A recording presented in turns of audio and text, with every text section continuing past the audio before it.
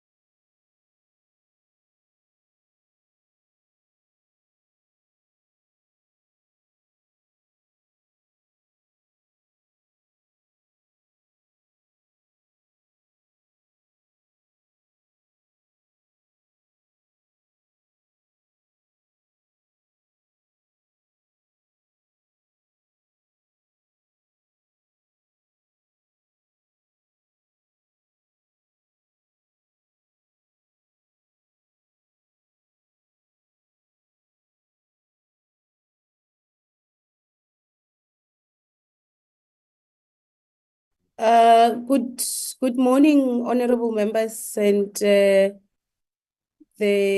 department and our support team and the delegation from the FC. A very warm good morning. I know it's a bit cold in Cape Town. I hope that members were able to join in and we can start our meeting in earnest. I want to start by checking, Mr. Brown, if we do have, can we deal with the attendance register first? And then we can then get into the agenda of today. Mr. Thank Brown? you, thank you, Chairperson. Good morning, members. Chairperson, yes, I have yourself, Honorable Maimela. I've got Honorable Govana, Honorable Kabanchaba, Honorable Magagula, Honorable Lowe, Honorable Dr. Christians, Honorable Jordan, Honorable Ngadi, Honorable Gasa, Honorable Komane present in the meeting. I've got an apology from Honorable Ngubeni, who's joining the Home Affairs Committee this morning. Chair, from the department, I have received apologies for the Minister as well as the DG, who are currently out of the country. I do know that DM is making her way from a cabinet meeting to join us, Chairperson. I haven't seen her on the platform yet, but she will be joining us very shortly. Thank you, Chair. Thank you very much, Mr. Brown. Maybe just also to indicate if we are joined by any other delegations. I know that we have DPE and FFC. Do we have any other delegations in the meeting? Thank you, Chairperson. You are correct. We have the delegations from the department, DBE, and we also have the delegation from the Financial and Fiscal Commission under the leadership of Dr. Mbava, who is the chairperson. They are on the platform. Thank you, Chairperson. Thank you very much. I think once more you are all welcomed. Both the acting DG in basic education and will await the DM as she joins us, and also the delegation from the FFC. Honorable members, this week we decided that we are going to have an engagement with both DBE and FFC on the funding norms and standards per learner in our country. And we should remember that we made this determination on this topic based on our observations when we were conducting oversight visits. Our observations, firstly, is that our government has done a lot in terms of ensuring that we open access for basic education across the country. So there is many policies, proper policies that this department is pursuing that are ensuring that learners from different backgrounds, from all walks of life, are able to have access to education. Your proper policies like the no-fee schools, where learners do not have to stay at home because they don't have school fees, and where learners are able to study and they're able to also receive meals at school, and also the issue of scholar transport, which is making it easy for learners to have access to education. However, Our observations are that with the strides, the immense strides that we've made in ensuring that we open access, there is still the aspect of quality of this education that we are providing that is still an issue. And as a result, we wanted to engage on why do we still see disparities, huge disparities between the schools that are in historically advantaged communities vis-a-vis the schools that are in your towns, your so-called former Model C schools.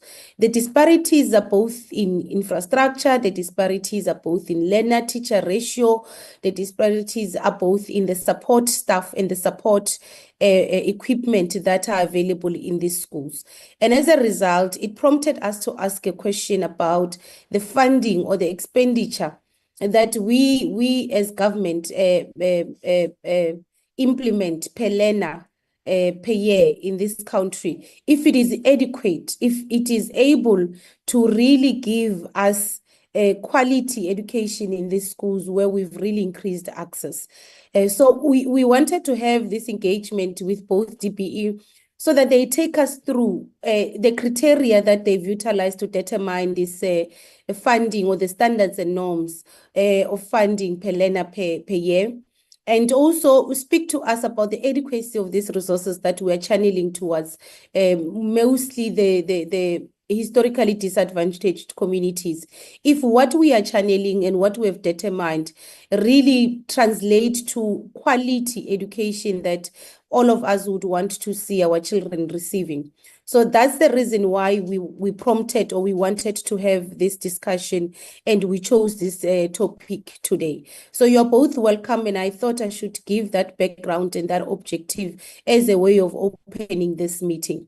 We are going to, as per our agenda, members, allow firstly DBE to present to us. They've forwarded their presentation to all of us a week ago, and I hope that members would have went through that presentation. So DBE, you have 15 minutes to complete your presentation, and then we're going to hand over to the FFC, and they also have 15 minutes to complete their presentation, so that members have adequate time to engage with the presentations and we're able to conclude the meeting on time, and members are able to join plenary session in the afternoon.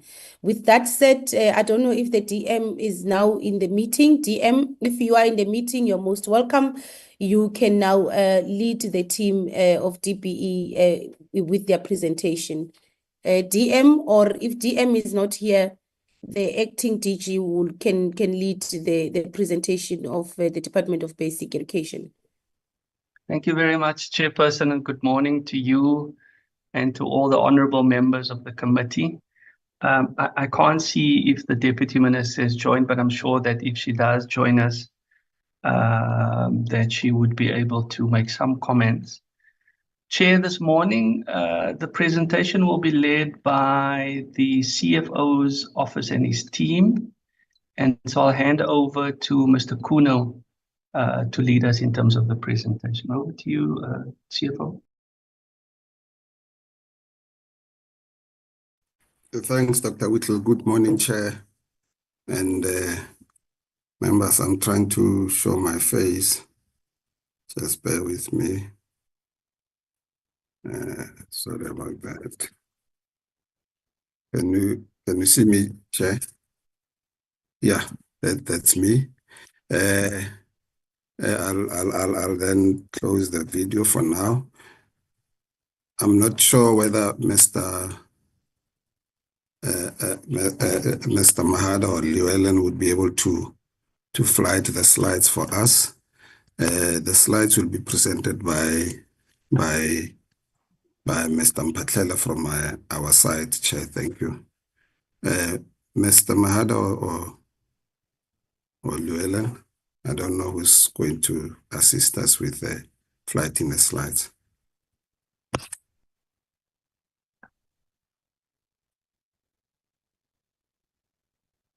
Yeah, if you can put it on, yeah. Mr. Mpatlela, you can take over and present. Yeah, no, Thanks, CFO, and morning to the chairperson, the honorable members of the committee, the acting DG and DM in absentia and colleagues.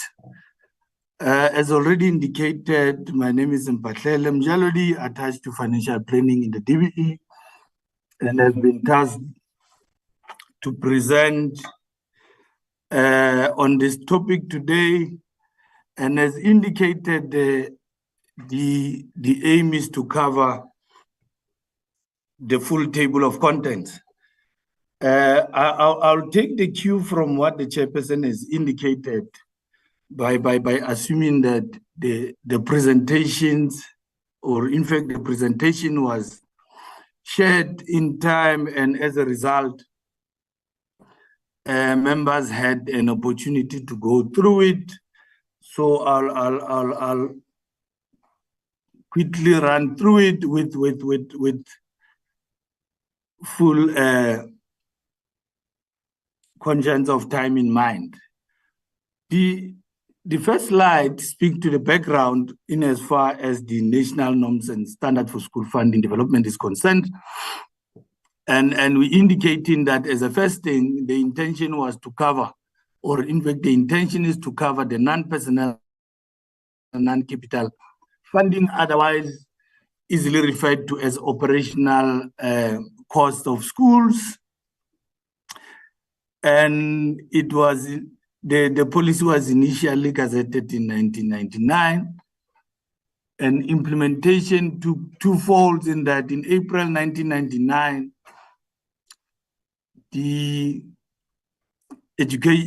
provincial education departments were expected to start implementing, and given that the school's financial year runs from January to December, then in as far as schools were concerned, it kicked in January 2000. The chairperson spoke partly to why policies like this one would be introduced, and it was in fact to redress some of the inequalities of the past, which included at the time the fact that parents had to pay for schooling, and this was at times a barrier to access. So there was a need for uniform system of funding schools to improve access, regardless of the socioeconomic status of learners. Colleagues, like any other colleagues and members, like any other policy, there was a need for a review, and the reviewed version kicked in 2007, and it addressed a list of challenges, which included amongst them the fact that the monetary value of the school allocation was still too low, and that there were inequities across the country in terms of the school allocation. There was no system in place to gauge the poverty levels of schools. There was no monetary mechanism to determine the per learner school allocation amounts. There were no guidelines to determine how the intended school allocation would be utilized. There was no monitoring and support mechanism in place to ensure better utilization of the school allocation. There was little or no accounting for expenditure of schools by the provincial education departments. There was also no fee exemption policy to remove fees as a barrier to access to education. The review in the main was to introduce the fact that schools serving the poorest communities will be declared as no-fee schools, and as such, in these schools, there will be no compulsory fees that may be charged. The minister would determine and amend from time to time the criteria for the declaration of no-fee schools, as well as the criteria, as well as the fact that the criteria would be based on the poverty level of surrounding communities and the level of state funding. If we can go to the next slide. So, legislatively, members, the South African Schools Act directs that in Section 34 that in fact places a duty on the state to fund to fund public schools. And as already alluded to, schools are currently funded through the National Norms and Standards for School Funding Policy. And this policy came into play as directed by Section 35 of the South African Schools Act. It is important to equally indicate that the funding is differentiated by quintiles, and as such, schools are ranked from the poorest to the least poor to determine its quintile using the poverty scores. So the poverty scores of a school is informed, members, by the relative poverty of the community around the school. And we use what we call the national poverty distribution as provided or sourced from the National Treasury as a guide to allocate schools into the different quintiles. And this table basically determines the percentage of learners within a province, which should be in the different quintiles. Can move to the next slide, Duma. And as indicated, one assumes that the example of the poverty distribution table as attached there has been seen by members.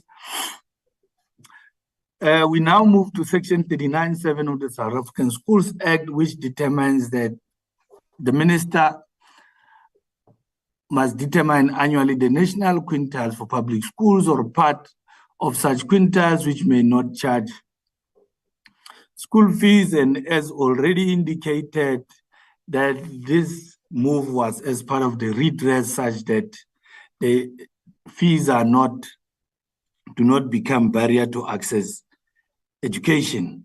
And one must indicate that over the years, the ministers has nationally declared quintiles 1 to 3 schools as no-fee schools, meaning that learners in such schools should not be paying fees. And the table that follows, members, just an indication of the learners in terms of numbers and as well as percentage-wise that benefited from the no-fee policy. And what we're seeing is that on average,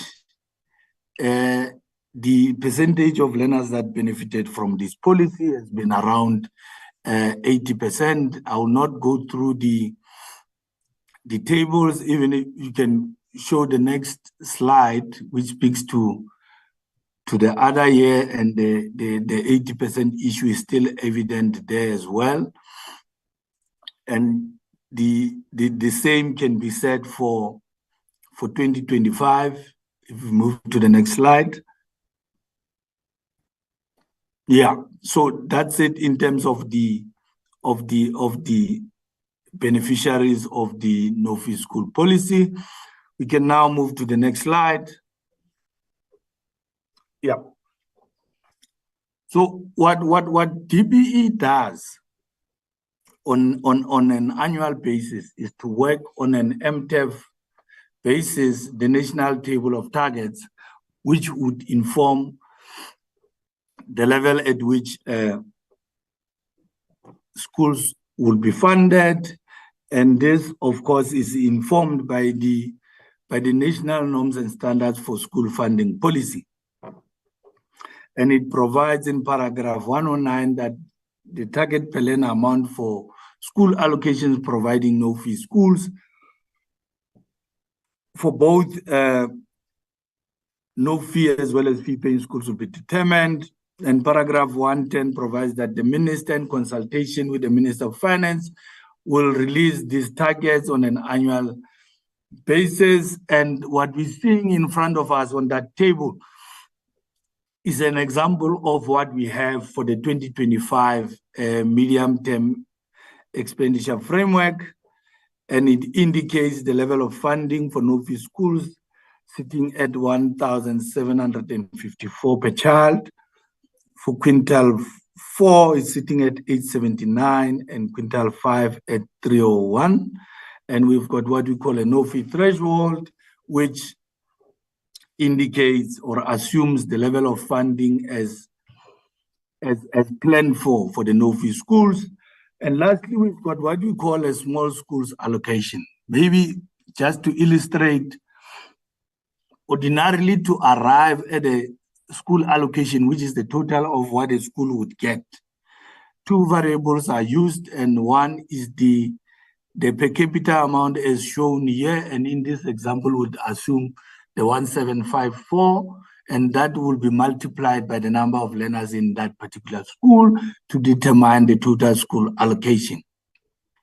So the small schools allocation is meant to cater for schools wherein the school allocation calculated as I indicated would be, for instance, in 2025, less than the 40,662. So regardless of how low you are below the 40,662, for the fact that you are below the 40,662, you are deemed to be a small schools in as far as funding provisioning is concerned, and as such, you'll be funded at that amount. You can move to the next slide. Yeah. So section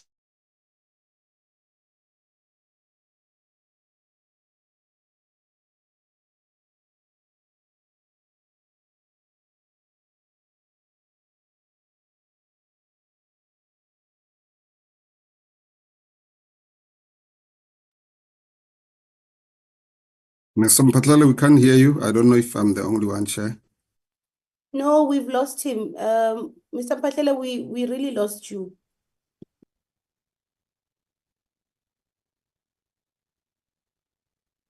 He disappeared into thin air. Yeah, I think And while he is he's unmuted, so I don't know what could be the problem. while he's struggling, let me get Mr. Mampe to take over. If Mr. Mampe can take over, otherwise I'll take over if he can't. Mr. Mampe? Yes, let's do that, please.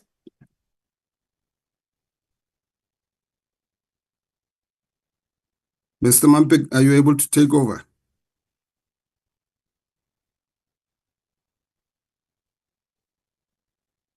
Okay, Chair, let me continue. I see Mr. Mphatlala tried to call me. I think he's been bumped off. Yes, Chair. Basically, what that section 39.8 stipulates is that the minister may make determination only if sufficient funding, not less than the no-fee threshold, has been secured to fund learners to the affected schools. So what we show in there, Chair, or in the second bullet, the main bullet, we're showing the process that we follow as the DBE in determining the amounts per learner. We take inflation into account. We consult with the PEDs, provincial education departments, to indicate, for them to also indicate the affordability. Once that has been done, we then, with the provincial education departments, look at how much each one can provide, because basically if you take the 1754 that we showed on the previous slide and multiply it by the CPI, you come to a certain figure. So once we've got that figure and we discuss with provinces, some provinces may say they may not afford the contribution that is shown after taking inflation into account, but others may say they would. So at the end of the day, the final figure that is agreed to is the one where the majority of provinces would say they would be able to afford. But in the main, in the last few years, we've never had a situation. We've hardly ever had a situation where we had to go below the inflation rate. Next slide. Chair, this slide shows basically how the provinces are faring. I'll just go to the red ones to show that KZN, Mpumalanga, and Northern Cape are contributing less than the agreed norm of 1754 throughout, basically for all the quintals. It's KZN, Mpumalanga, and Northern Cape. And if we go to the next slide, we'll talk more to the reasons behind this. As we say in those are the The first slide shows the provinces that are able to fund. The second slide shows those three provinces. Gauteng and Western Cape have some quintile 4 and 5 schools that have been declared no fee in terms of the SASA section 3913, which provide that subject to subsection 7, the member of the Executive Council, MEC, may, after consultation with the relevant governing bodies annually by notice in the Provincial Gazette, identify additional public schools within his or her province that, although they have not been included in the list of schools contemplated in subsection 10C, may not charge school fees. So the MEC also has some prerogative of some sort. Then we show in there that KZN, that's one of the provinces that we said cannot fund. KZN 2025 allocations remained unchanged since 2015 and has been below the national target since 2011. KZN will fund the no-fee learners at 54.45%, as we showed in the last slide, meaning they far below the funding at 100%. And KZN has got 2.2 million no-fee and 532,000 fee-paying learners funded below the national target. Mpumalanga, on the other hand, per learner allocation has been below the national target since 2016. In 2024, Mpumalanga funded their no-fee learners at 1,222, which is 73.1% of the 1,754. In 2025, Mpumalanga will fund their no-fee learners at 1,450, which is a slight increase, but it's still not at the level that is required. Mpumalanga has also, in terms of numbers, have got 1 million learners, no fee, and 110,000 fee-paying learners that will be funded below the national targets. Basically, we translating what the effect is in terms of the number of learners. Next slide.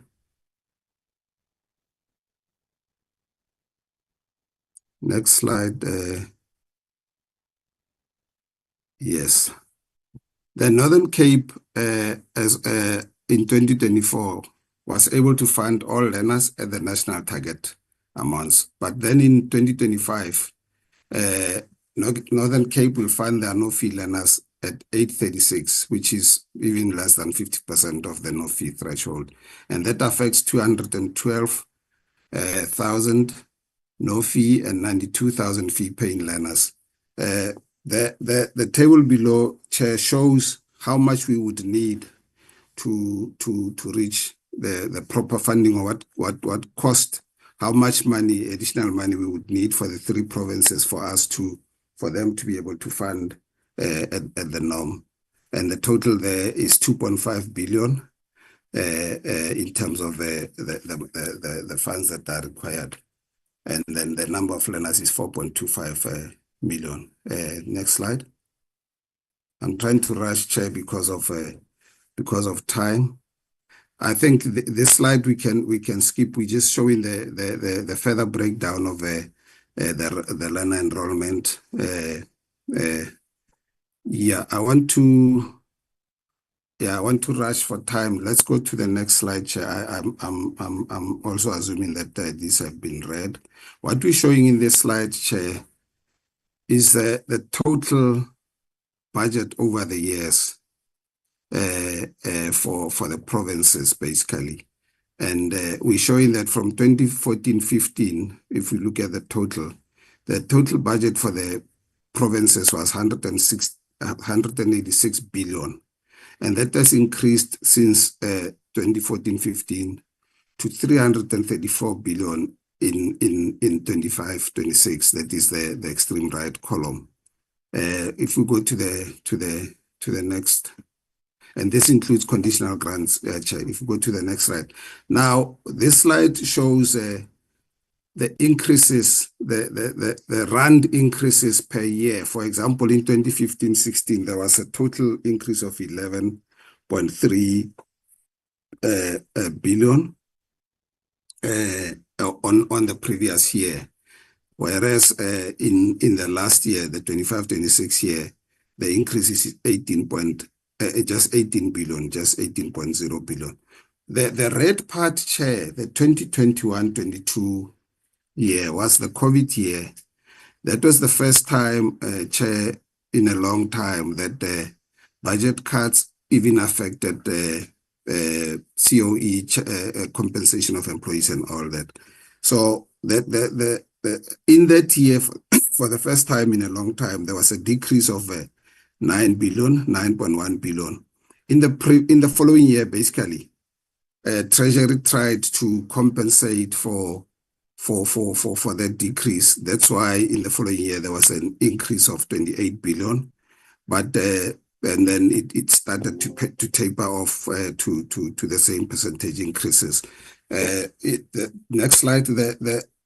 The argument basically, Chair, is that the increases that happened subsequent to the COVID year may not have fully compensated for the money that was taken in the COVID year.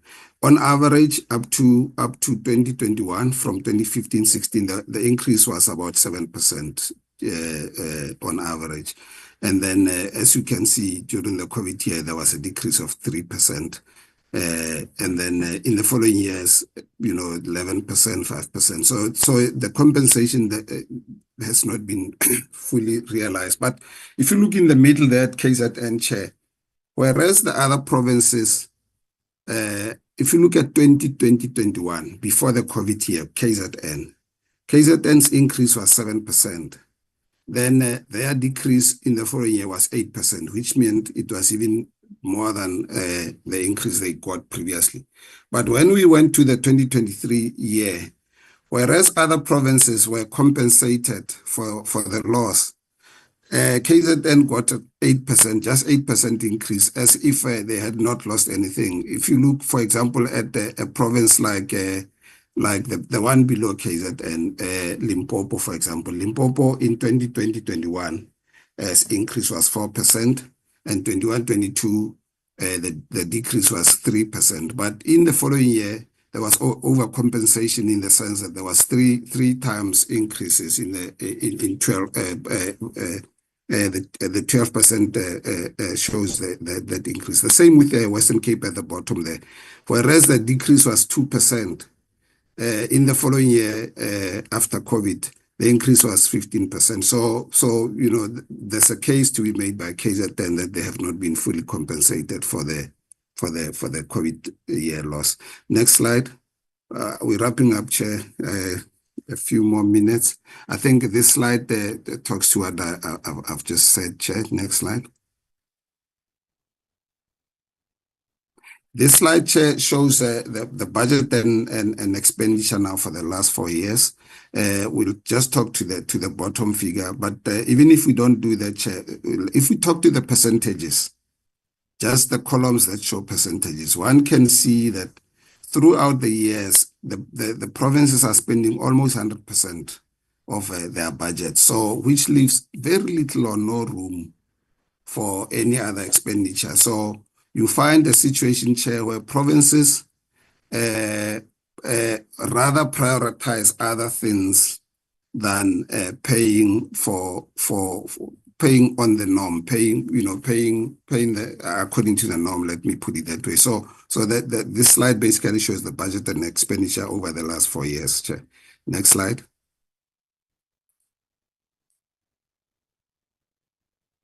Yeah, I think this talks to what we analyzed in the previous slide, Chair.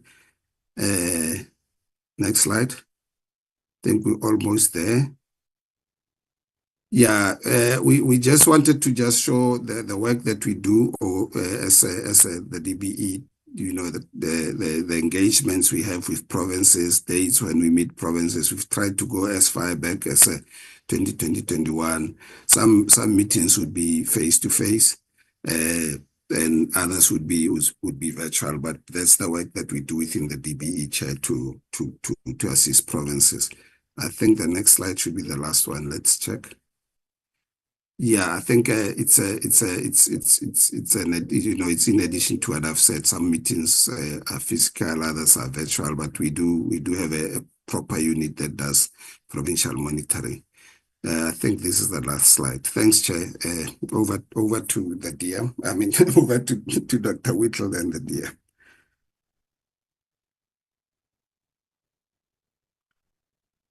Thank you Thank very you, much, Chair. CFO. Yeah, over to you, DM. No, thank you so much, Chair. As you indicated, I was running from the Capcom to this meeting, but I joined immediately after you have just started. This is the presentation from Basic Education, and then we bring it back to you, Chair. Thank you very much, DM, Dr. Whittle, and the team. Honorable members, I suggest that we take FFC's presentation as well, and then we have engagements at once. FFC, Thank you please so much. also introduce the entire team that you are with in the meeting, the entire delegation. Thank you so much, Chairperson. Good morning to yourself. My name is Dr. Patience Nombeko Mbava. I am the chairperson of the Financial and Fiscal Commission. I am accompanied by commissioners who are on the platform who I've noted, who will introduce themselves. Commissioner Fowler, I think, and Commissioner Litsatsi are on the platform, and the researchers as well. They will introduce themselves. Commissioners, please introduce yourselves, and researchers as well. Morning, Chairperson and honorable members of the committee. My name is Trevor Fowler. I'm a commissioner at the FFC. Thank you. Thank you so much. Commissioner Litsatsi, are you still on the platform? Head of Research, can you introduce yourself and your team? Good morning. Thank you, Chair. And good morning, Honorable Chair and honorable members. My name is Chen Sen, Head of Research of the Financial and Fiscal Commission. If I may introduce my team in the research units, it is Fabrice, and in the order of Fabrice, and then Neo, as well as Gianni. Thank you, Chair. Thank you so much. Chairperson, if I can, I think everyone has seen my face. I'll just switch off my camera for the sake of the bandwidth. Thank you so much. Thank you so much to you, Chairperson, for giving us, as the Financial and Fiscal Commission, the opportunity to make our contribution regarding the funding norms and standards per learner in South Africa and any disparities that we have discovered. If you can go to the next slide, please. Thank you so much. In terms of our agenda, I'll briefly on my side just introduce the role of the Financial and Fiscal Commission, and then the research team will give the policy context of basic education, the national norms and standards per learner, and then I'll come in towards the end with the recommendations. Next slide. In terms of the Financial and Fiscal Commission, we have a long-standing relationship with this committee, given the records on the archives. We have worked with the Basic Education Portfolio Committee quite extensively over the years. Our role as the Financial and Fiscal Commission is that of providing recommendations to Parliament, the legislatures, and state organs on financial and fiscal matters. We're a constitutional body. We make recommendations which are evidence-based, recommendations which are independent. Our role in this committee today is to look at specifically in the context of the equitable shares and allocations of revenue. Essentially, what we do in the commission, we look at the fiscal implications of allocations. In terms of the regulations and the laws that we looked at as a fiscal commissions, we look at the government guarantees, provincial taxes, municipal fiscal powers, provincial loans, municipal loans, and any other acts that are relevant to the mandate of the FFC. What is important to note is that any of these pieces of legislations can only be enacted after the recommendations of the Commission have been considered. Next slide. In terms of the criteria that we use in the Commission when we make recommendations or look at fiscal implications of policies, we are guided by the Constitution. Section 214 guides us in terms of our recommendations. I now will hand over to the research team to take us through the presentation. Thank you so much, Chair.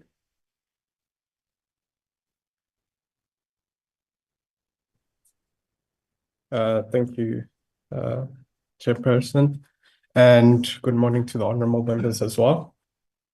Starting off with just a quick introduction to give context to this presentation. South Africa recognizes basic education as an unqualified constitutional right, as set out in Section 29 of the Constitution.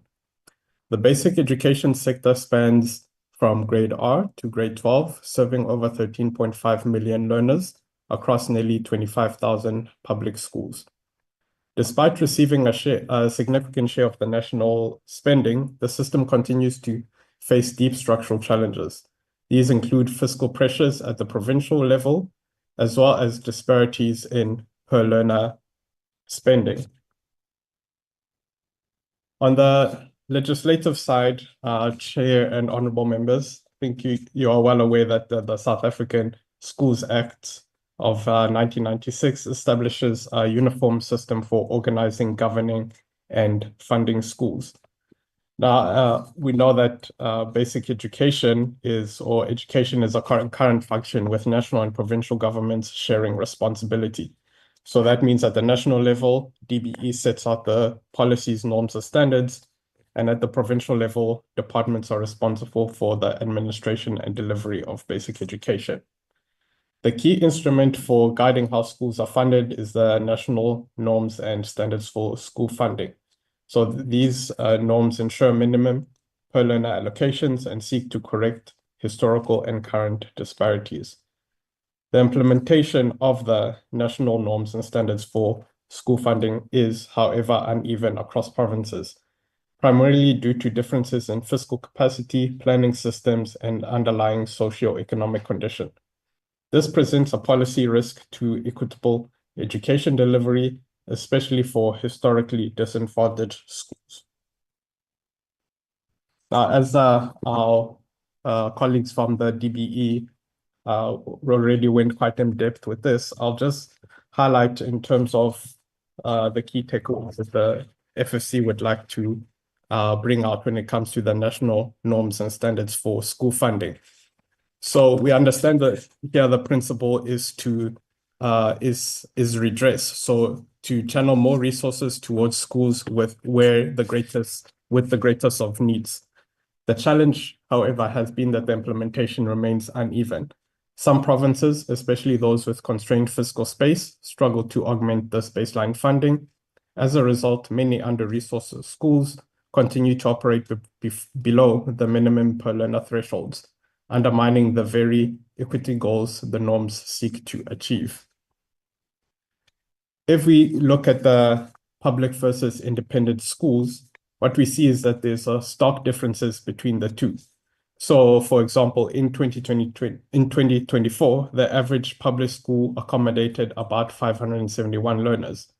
In contrast, independent schools had far fewer learners per school, reflecting smaller sizes and more individualized support.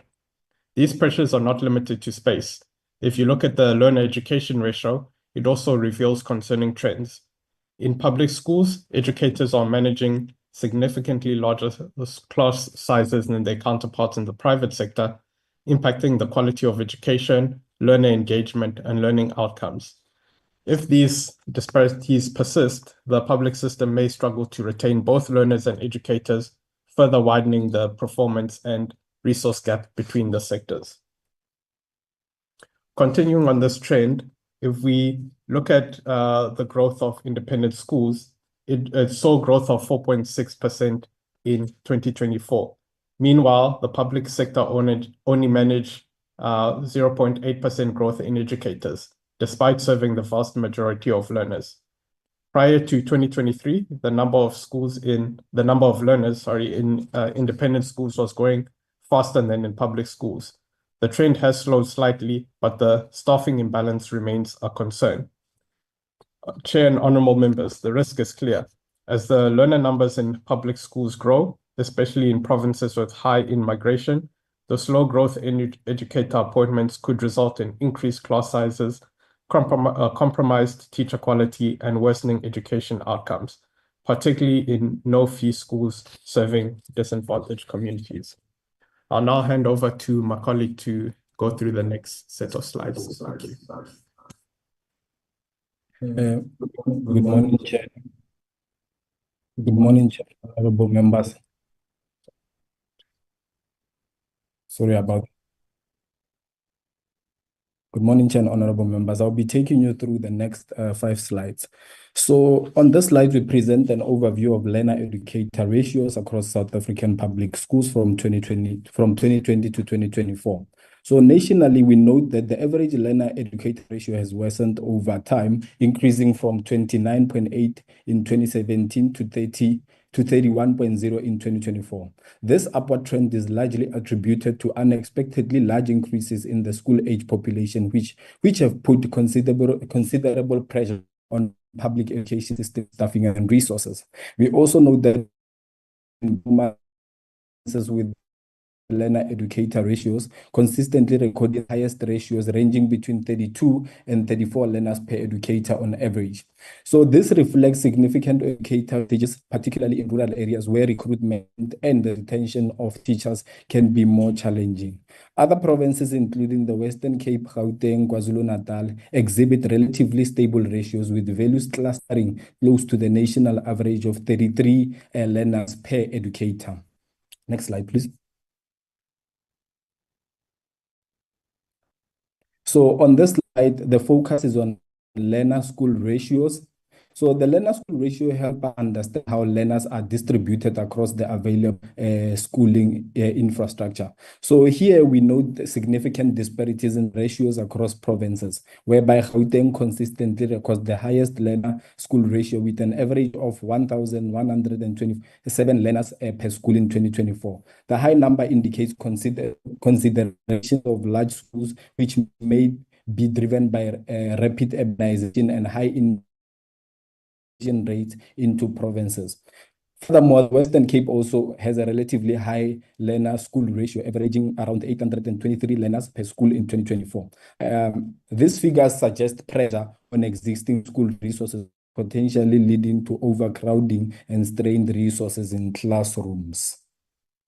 Next slide, please. So here we highlight the role of migration patterns, as we had seen in the previous slide, in shaping provincial educational disparities, particularly learner distribution across provinces. So the figure on the slide shows that the largest interprovincial migration of learners occurred from Limpopo to Gauteng, with approximately 16,800 learners relocating between 2018 and 2023. This migration trend may explain Gauteng's high learner school ratio, as an increasing number of learners put pressure on existing school infrastructure.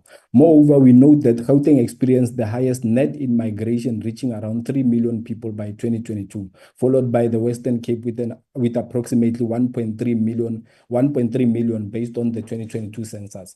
So this migration dynamics likely contribute to overcrowded schools and resource strain in these receiving provinces. Next slide, please.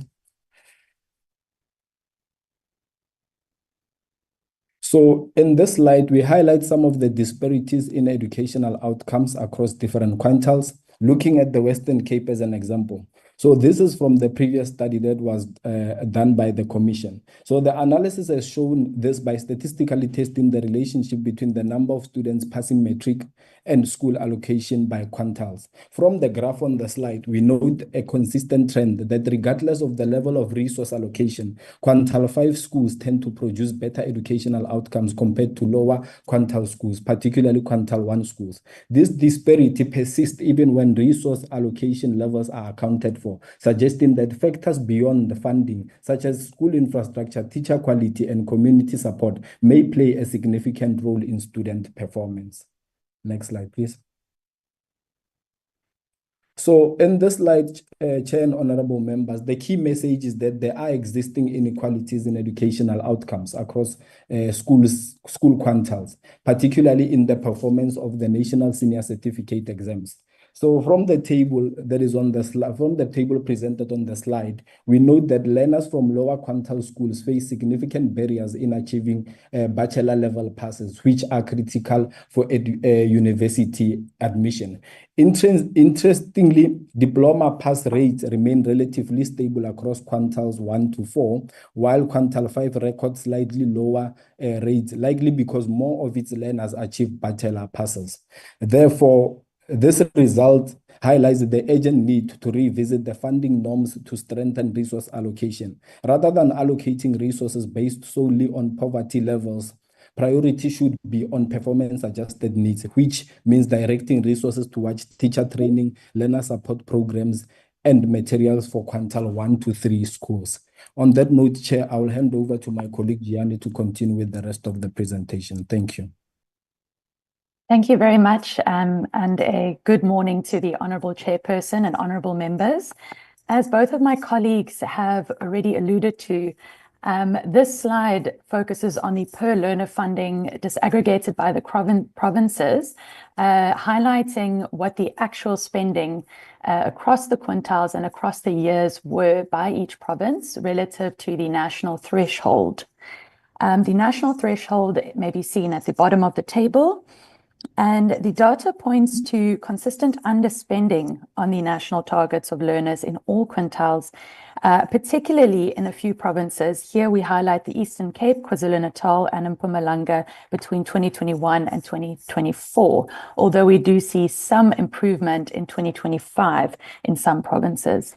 However, we would like to stress, as previously mentioned, that below threshold spending on learners does raise some serious concerns, especially taking into account my colleagues' analysis also on the higher learner intakes. The below spending does not coincide with higher learner intakes necessarily, as shown with the learner school ratios across provinces. Thank you. On the following slide, we considered some of the forces that could be undermining this threshold and leading to underfunding in terms of the minimum norms and standards. So a number of factors can be considered.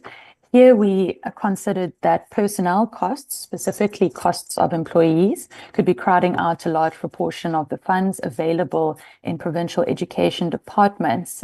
For example, we know that this was the case in KwaZulu-Natal, who COE expenditure budget overspent its COE expenditure budget by 17.9 million in 2024, essentially diverting funds from key priorities for learners. We could also consider that there's inaccurate funding allocations per learner, which could also be driving unreliable enrollment projections. And this may signal discrepancies in the data or poor data management and planning by the provincial education departments.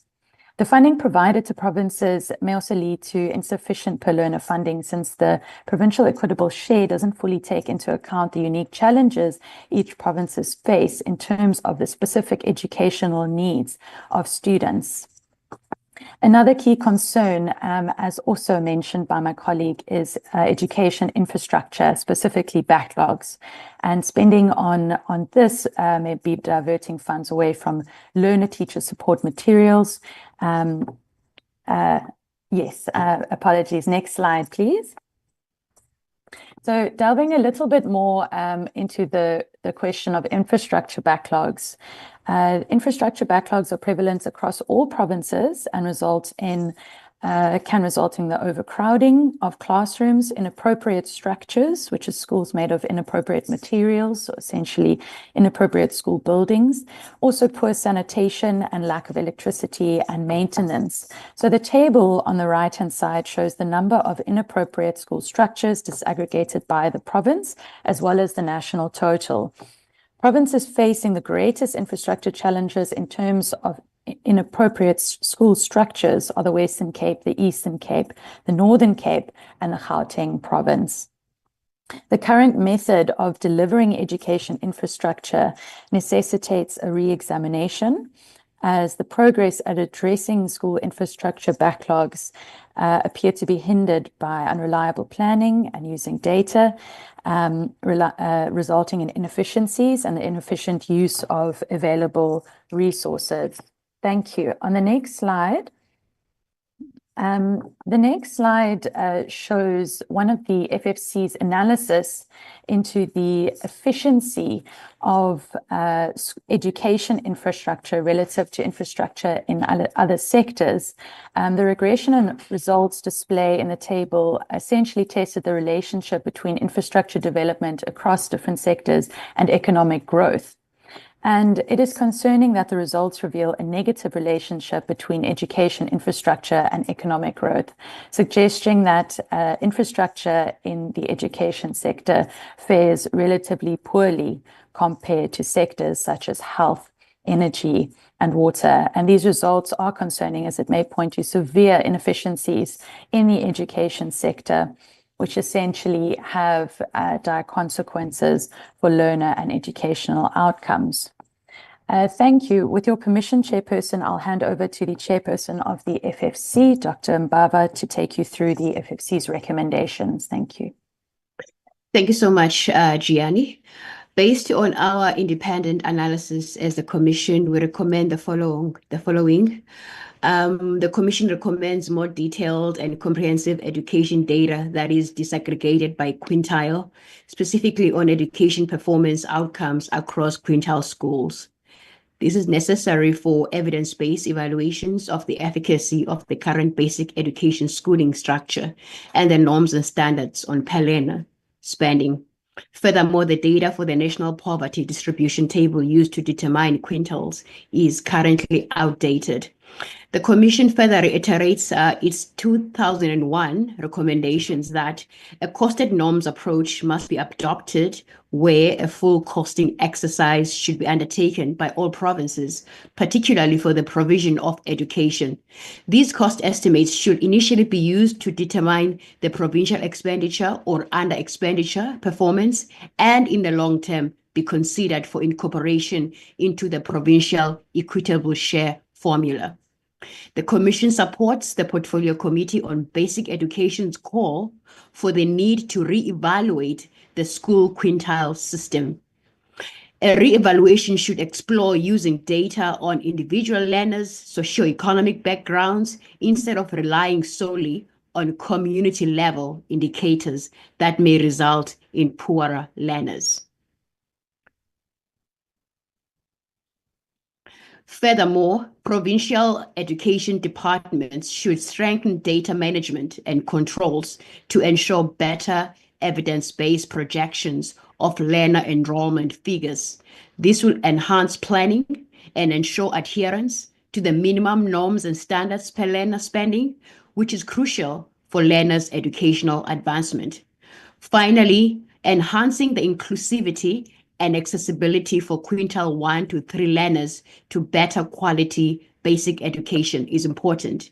So therefore, infrastructure backlogs, inefficient infrastructure spend, and suboptimal resource allocations lead to poorer educational performance in quintile 1 schools, leaving most learners from poorer socioeconomic backgrounds at a disadvantage in terms of receiving quality education.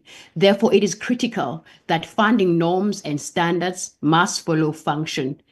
Thus, following should be geared towards improving the educational outcomes of each learner, regardless of which quintile and which school a learner attends.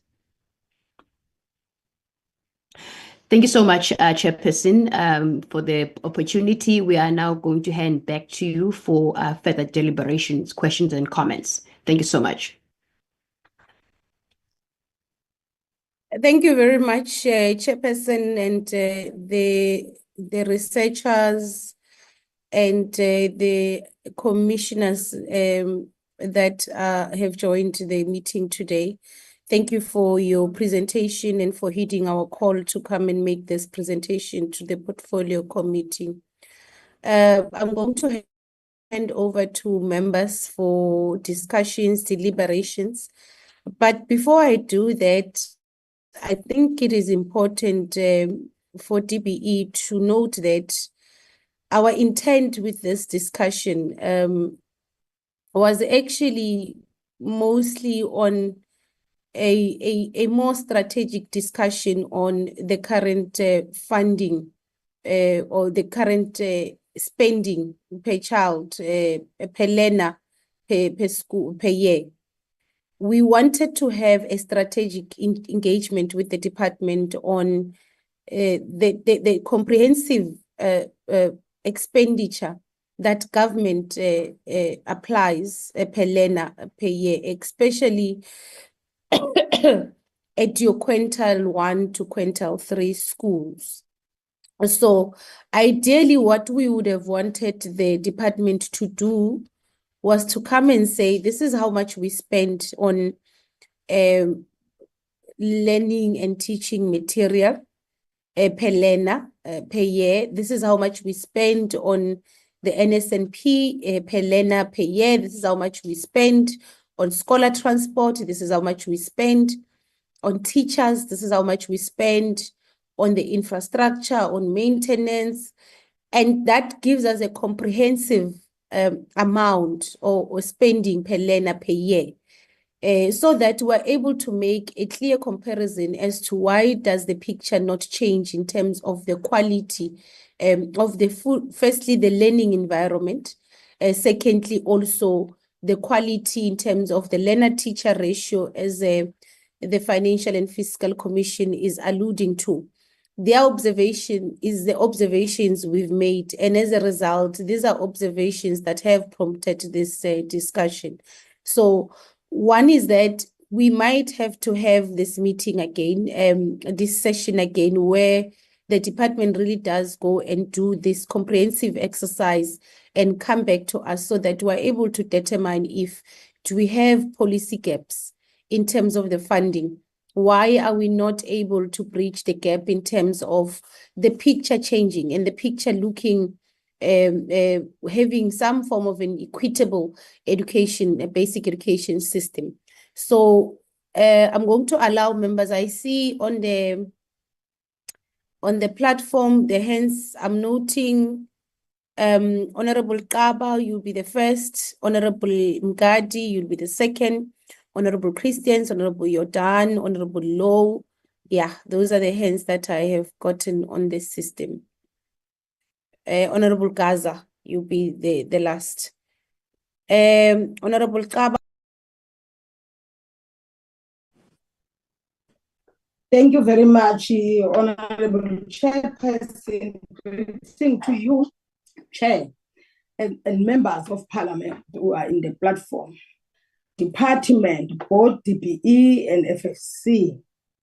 Chair, let me close my video because you know in Acacia we don't have a reliable network. Thank you very much, Chairperson. In terms of national norms and standards, Chair, for school funding to redress historically of inequality, Chairperson, where I'm deployed in Tembisa and Mapetu zone, we have approximately 89 from grade 8, grade 9, grade 10, and grade 11 learners that are struggling to get space in schools due to overcrowding. Schools.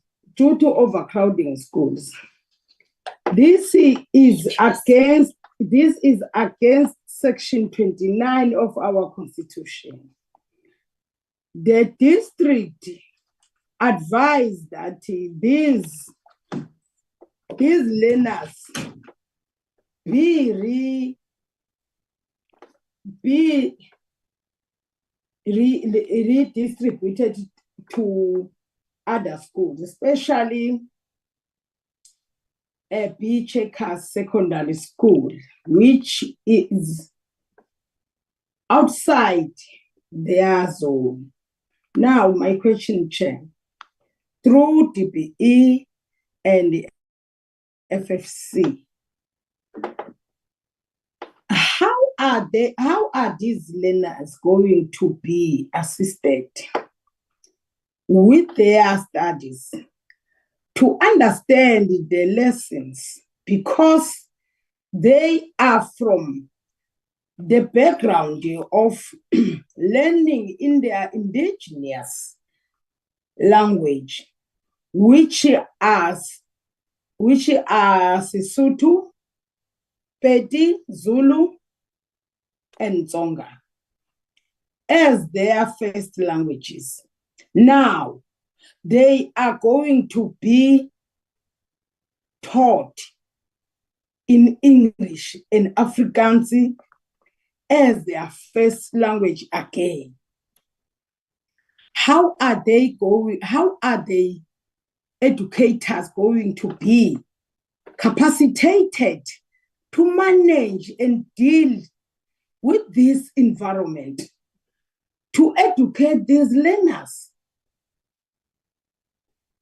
Are their parents going to be assisted financially for transporting these learners to schools? If yes, why the department can't take this money of transporting, of assisting the parent to buy a containers, not to take that amount to buy containers to add classes, so that the learners, they will be not moving from point A to point B, and this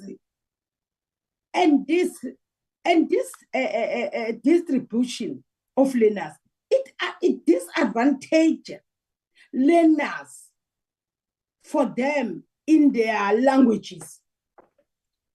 Chair, I think as a government, as a new government from the apartheid era, we are promoting the languages, the learners to learn with their languages. To disadvantage their languages, go back to where we come from, to apartheid. In this district, if they advise that these learners, they must be distributed to go to other school to start afresh another language that they did not even taught with it from first year, from the scratch, that it caused learners to be confused at all. Thank you, Chair. Thank you, Honorable Kaba. Honorable Mgadi. Thank you. Thank you very much, Chairperson. And I'd like to take this opportunity to greet all honorable members of the Portfolio Committee and greet all protocol observed. Thanks for the well presentation. Chairperson, the FFC, given that 85% of provincial education personnel budgets are targeted for teaching personnel, what measures are being taken to address this critical shortage and inequitable distribution of non-teaching personnel, particularly in the historically disadvantaged and small schools where the lake has led to inefficiency in school operation? Reference paragraph 29. The allocation of non-teaching staff has been severely lacking in historically disadvantaged and small schools. Number two, considering that in the 2011, the Pelena allocation for school in the poorest quintile 1 was 901, while school in the quintile 5 received only 155. How does the department ensure that this poor funding model translates into improved educational outcomes in a poor community? And how is that the impact monitored annually? The reference figure 2, a national table of targets for the school allocated 2011, paragraph 109. Under the presentation, Department of Education, given that the DBEs own the police requires as a governing body association to represent at least 10% of public school in a province to qualify for a full recognition and funding. Why has the Department of Education continued to provincial funds association that fail to meet this threshold? Even that after the 3 years compliance deadline set from 1 April 2021, implementation date has been lapsed.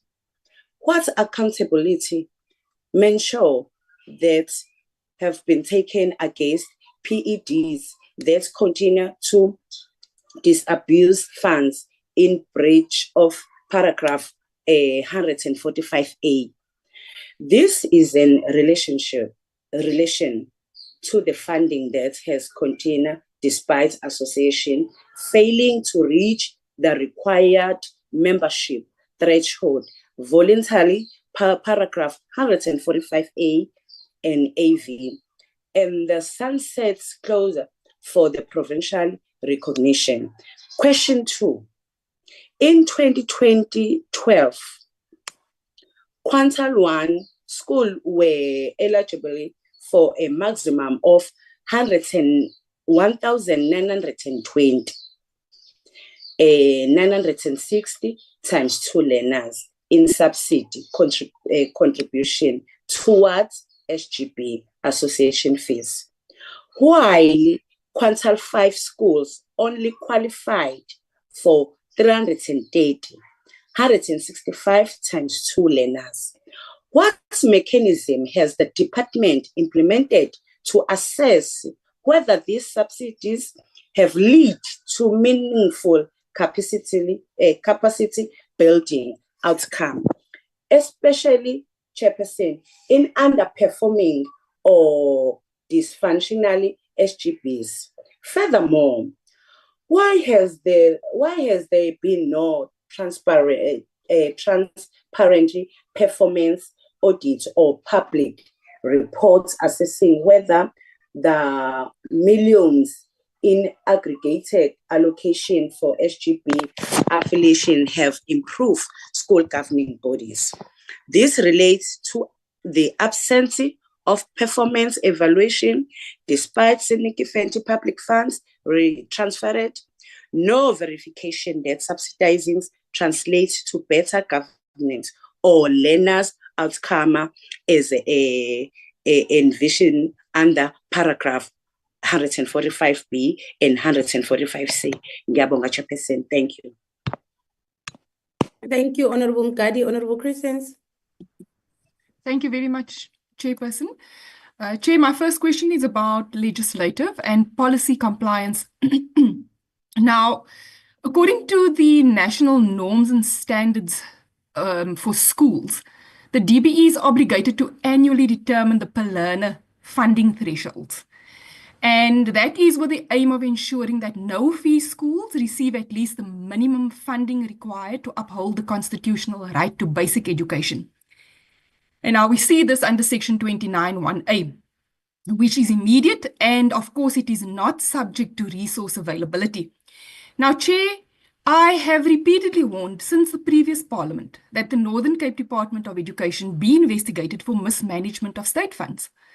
And to date, nothing concrete has happened.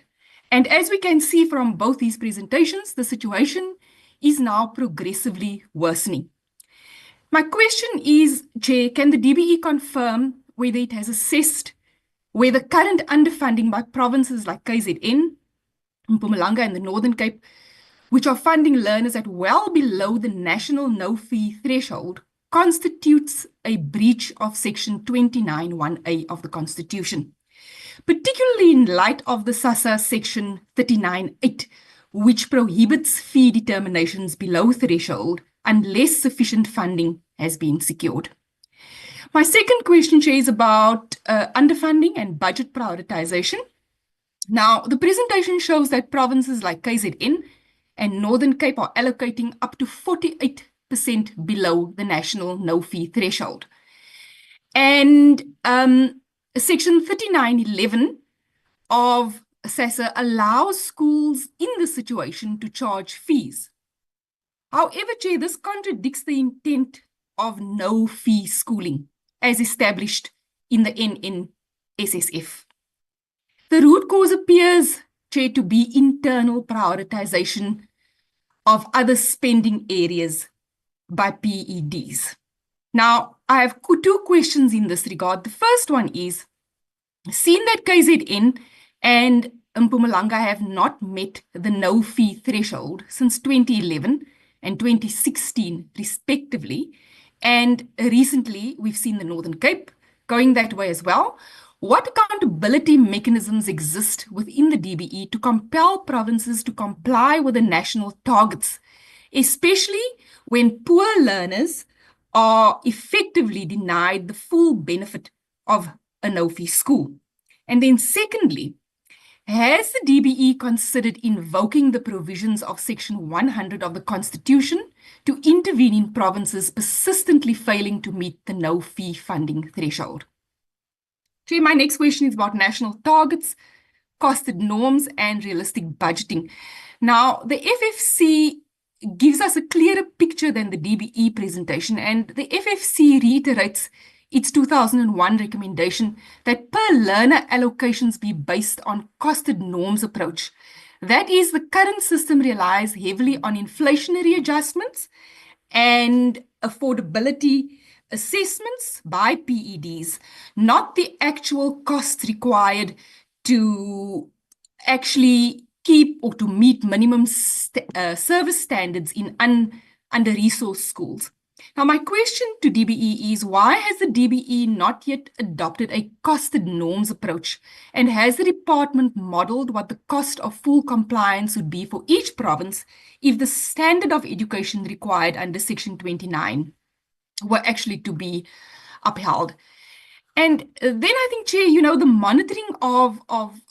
monitoring and the use of budget standards seem really to be a difficult exercise with PEDs. And, despite annual budget standards exercises and bilateral monitoring by the DBE with PEDs, the data indicates that provinces repeatedly fall short of funding norms with little improvement. Meanwhile, the DBE indicates that PEDs spend up to 99.6% of their budgets. And obviously, this leaves little or no room available for strategic reprioritization.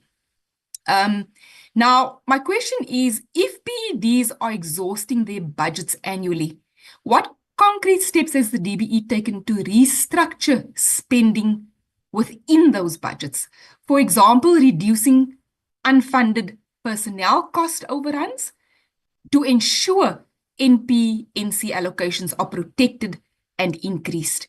And then additionally, has the DBE ever rejected or flagged a PED's annual performance plan due to unrealistic allocations for NP/NC or non-compliance of the NNSSF norms during the budget credibility assessment? And I think this is a very, very important question because we seem to be falling short of the monitoring of these PEDs.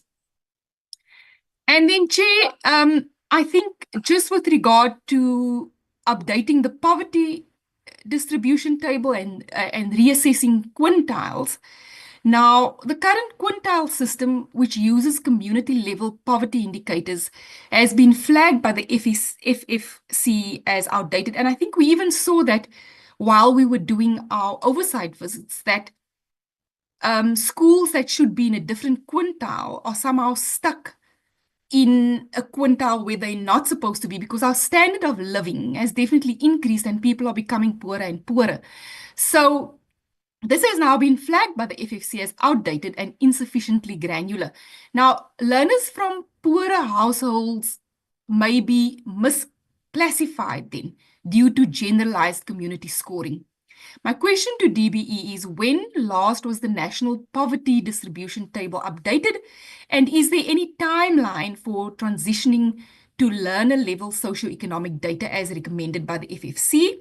And has the DBE initiated any technical feasibility studies on replacing or augmenting the quintile system with learner-based poverty indicators? And what are the implications of such a shift on school funding? And lastly, Chair, I just want to say, that it is clear from the two presentations that underfunding of per learner allocations in provinces like KZN, Mpumalanga, and now the Northern Cape is not solely due to lack of funds, but there is an element of mismanagement. There is an element of prioritization failures, overspending in other areas like personnel costs.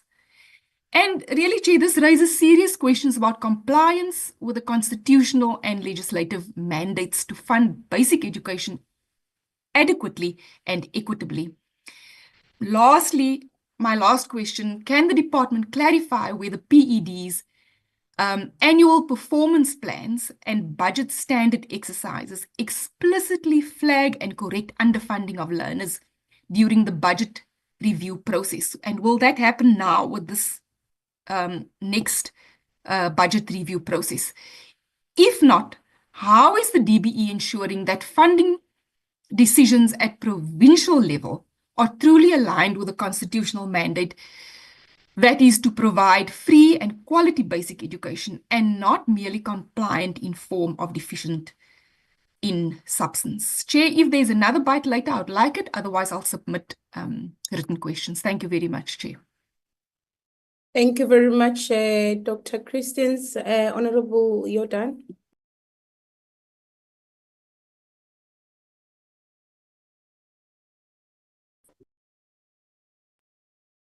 Thank you very, very much, Honorable Chairperson.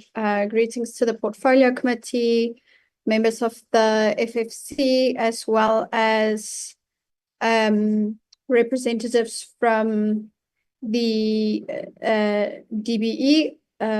Also, greetings to the Honorable Deputy Minister. Chair, from the Government Gazette, we see that no new data is available to update the National Poverty Distribution Table. And so the data from 2024 had been used, which I must also admit is more preferable than using the data, I guess, from the 2022 census, which is even more outdated. But I'm wondering, what is the impact of not having new data, particularly considering the recommendations of the FFC? And also in light of migration and growing school populations, surely the poorest schools would continuously be underfunded if migration patterns are not taken into consideration. And earlier this year, when we were considering school admissions, we've actually heard from the Western Cape that they do analyses and predictions of the impact of migration and then adjust their activities and expectations when it comes to funding needs and their activities according to whatever expected growth, or I suppose in other provinces, if there might be an expected decline in the number of learners, which is not likely. But this is an exercise I really think nationally every province can benefit from, particularly considering these recommendations. And so what will the what will the department do with the recommendations given by the FFC today? And is this the first time that they are hearing of these, or what have they considered from similar recommendations in the past? So I'm just trying to get at what the view of the department is when it comes to these, and what the holdup is in terms of implementing them. Then, Chair, like Honourable Dr. Christians had also mentioned, the FFC has also recommended a review of the quintile system. And so how does the department determine on a regular basis whether there may be instances of misclassifications of schools that reduces funding towards schools that really need it? And I think this is also something that came from many of our oversight visits. A question that arises is whether the classification of a specific school is correct, and if not, how it will come to be corrected, particularly because that school is then missing out on critical resources. I think in the past, a school that we visited, it had a lot to do with financial management, but in this instance, of course, it has to do with per learner allocation. And so is the department considering the possible implementation of individual learner-based poverty indicators to ensure that every learner that needs the per learner amount really receives it, despite being possibly in a misclassified school? Then, Chairperson, I'm wondering which provinces have cut per learner allocations or school budgets despite underspending their overall education budgets. And so, my reference to cutting per learner allocations, of course, is to the schools that we've seen that are consistently underspending on per learner education allocations, particularly with reference to the national thresholds. For example, in Limpopo, we've noted in March this year that the department surrendered 112 million rand of operational funds, despite ongoing challenges like learners being taught under trees and the evidence that we are seeing here today, that they are underspending on their per learner allocations. And particularly from the presentation, we also see that KwaZulu-Natal, Mpumalanga, and the Northern Cape are also not complying with the minimum amount required for funding no-fee schools. And these provinces, as well as the Eastern Cape, are also consistently funding schools below the national threshold. Chair, a question that I asked in one of our previous portfolio committee meetings, actually in this month, was whether the department is aware of provinces returning funds to the national treasury. And the response that was given at that stage was that this never happens, but underspent funds or unspent funds from annual budgets of provinces are rather distributed to other provinces ahead of these provinces not making their spending targets. So, how much money, if the department can give us that specific information today, from these mentioned provinces, KZN, Mpumalanga, Northern Cape, Eastern Cape, of their annual budgets had gone underspent in the last financial year and had to be distributed to another province or returned to provincial treasuries or national treasury?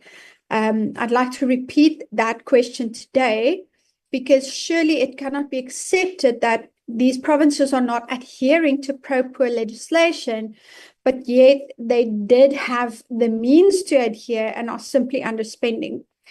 Honourable Dr. Christians also asked this question, so I won't spend a lot of time on this, but how is the DBE enforcing compliance with the national minimum per learner funding thresholds across the different provinces, and what safeguards are in place to prevent provinces from misusing their discretion when it comes to reallocating funds when it has the adverse impact of harming poorer schools? We've seen that funds are diverted away from critical priorities towards infrastructure spending, when some of the provinces mentioned, like Limpopo and the Eastern Cape, are also both criticized for being unable to use their infrastructure funds effectively. And so both these provinces had actually appeared in the media since November last year. Limpopo, for example, underspending 188 million rand from its infrastructure grant by March this year. And the Eastern Cape, which was only at 70% of its budget by mid-November last year. When we know that these provinces also has significant challenges. And so, Chair, what I'm trying to get to is provinces are, certain provinces we see, and we're hearing here today, are reallocating funds that poorer schools and particularly learners that are desperately in need of this per learner allocation towards projects that they're also not effectively spending on and reaching their targets on. And then in essence, the funds actually end up being surrendered or redistributed to other provinces, while these provinces did have a means in the first place to take care of learners growing up in impoverished conditions. And this is particularly troubling. They're not only failing to meet the national minimum thresholds, but they're also underspending the available budgets that they do have. And so surely we can't continuously then use budgeting as an excuse when money is being diverted away from critical priorities. So, Chairperson, just to conclude, I think this raises a fundamental question about accountability and what the department is doing to enforce compliance and consequence management. And then secondly, what will be done with the recommendations that are given by the FFC today, and whether these had been received before, particularly when it comes to improving data integrity, adopting learner-based poverty indicators, and providing a really practical roadmap for reform. When there are provinces that are proactively modeling the impact of migration and different factors affecting those provinces, and then planning and adopting their funding needs accordingly, it's really no longer acceptable for other provinces to claim that these are a challenge. Thank you very much, Chairperson. Thank you, Honorable Jordan. Honorable Low. No, thank you very much, Chair.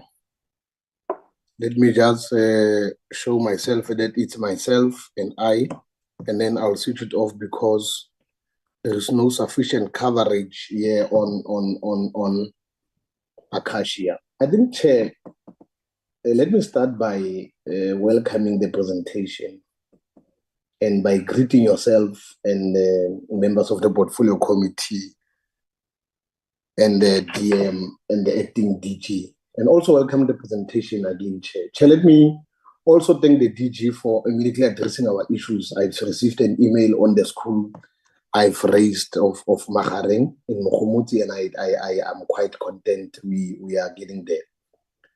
I think, Chair, the anatomy of the national norms and standards for schools funding provides critical insights into our current funding landscape, and it's quite implicates for our schools, Chair. While the NNSSF represents a significant effort to address historical inequalities and inequities, Chair, in education funding, I think the several challenges persist and also hinder to its effectiveness, Chair.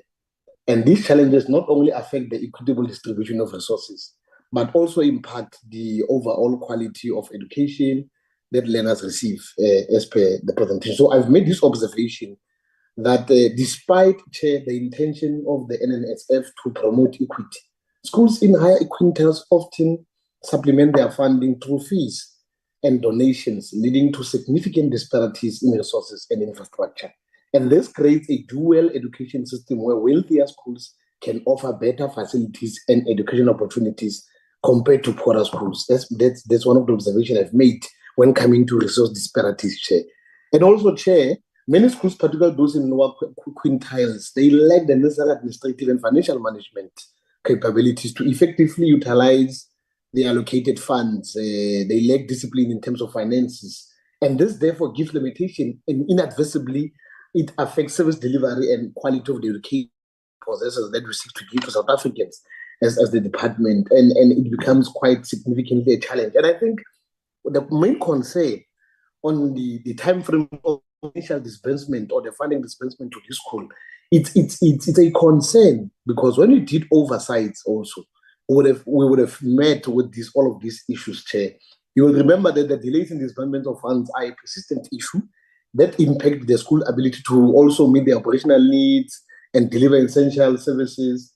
And schools often struggle to manage their budget effectively when funds they are not receiving on time, because they will work on deficits, and it creates a problem because they wouldn't have much more time to cover up, and then it's a problem because we expect at this current juncture, when we speak of clean governance and accountability, there should be accruals and surpluses that we are dealing with regard to how we deal with finances, but the delaying the finances will give us a problem for the schools to be able to deal with issues. And Chair, again, we need to ensure that schools are accurately classified into appropriate quintiles. And it remains a challenge. I remember when I came on I raised it, because this leads to inequitable funding distributions and inequalities to these issues, these schools, because they will be deprived what is expected from them. And misclassification can significantly affect the resources allocated to schools that genuinely require more additional support from the department. And key, which is the last one, is there's a need for a robust monitoring evaluation frameworks to assess the impact of the NNSF on educational outcomes. Without any effective evaluation or strategies, the challenge to identify success and for areas improvement will be a problem. It will hinder with us. Now, Chair, I've got questions that I want to pose to the department. And these questions are relatively based on the fact that I made reflections on the previous submissions that one could have made.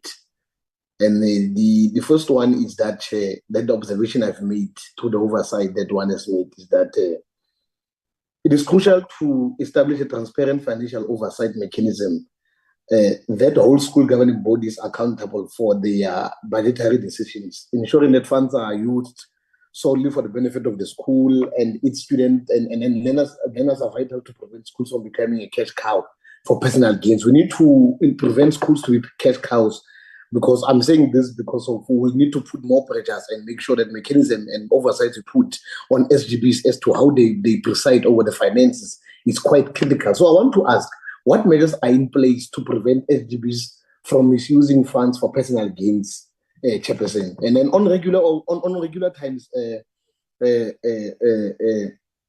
is quite important to implement strict verification process and audits of transport claims, because it is quite essential, and this can help also prevent fraudulent claims and ensure that only legitimate expenses made by schools principals are reimbursed, especially in cases where claims are made for trips that were never undertaken. So I want to put a question, because people make claims and then they often not undertake their trips, but they still get paid. And then I want to put this question, because we relatively get confronted with it because we would do our oversight. How does the DBE regulate transport claims made by school principals, particularly for trips that may not have occurred? And what are therefore consequence management? Or do we have any relative case that the DBE could have confronted with from their PDEs that they can relate with, and how they've then mitigated on such? And then the quintal, I think other members have raised it, but I think I must pose it also. The quintal classification is crucial for determining funding allocation, Chair, and yet issues persist regarding its accuracy and effectiveness. What specific methodologies does the DBE employ to periodically review and validate the quintal classification of schools? And what mechanisms are in place for schools to appeal their classification if they believe they've been incorrectly categorized? How frequently does the DBE engage with schools to gather feedback on their classification, Chair? And then report indicates that, Chair, that schools have received reduced norms and allocations compared to what was anticipated, raising concerns about the fairness, about the fairness and transparency of the funding process. What systematic factors contribute to these reduced allocations? And how does DBE planning to enhance transparency in the allocation process to build transport amongst and build trust among schools and stakeholders? Are there any plans to publicly report on funding allocations and the rationale behind any reduction? So the other issue that I want to pose, it's many schools, especially those in lower quintiles, they face challenges, inefficiencies in effectively managing their funds. What can hinder operational effectiveness and educational delivery? We need to know about that. And then what tailored support does the DBE provide to assist these schools in building administrative and financial management capacities? Do we have any capacity building in financial management and trying to make sure that the funds are really ran accordingly? And then are there any training programs or resources available also, Chair, to schools governing bodies to enhance their financial literacy? And how does the DBE assess the effectiveness of the support programs so that they are able to understand what can be the, is it about not understanding, or is it about corruption and not be able to account? I think consistent delays also, Chair, or partial payments of funds adversely affect schools' ability to meet their operational needs. What measures is the DBE implementing to ensure that funds are disbursed promptly to schools? Is there any tracking systems in place to monitor disbursement timeless? And how does the DBE plan to hold provincial department accountable to these delays?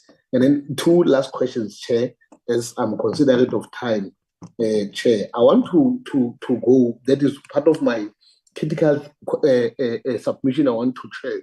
Continuous monitoring and evaluation of the NNSF implementation are crucial for identifying success and areas for improvement. What monitoring evaluation strategies does the DBE have in place to assess the impact of the NNSF on the educational outcomes? How does the DBE plan to use the fundings from this evaluation to inform future funding policies?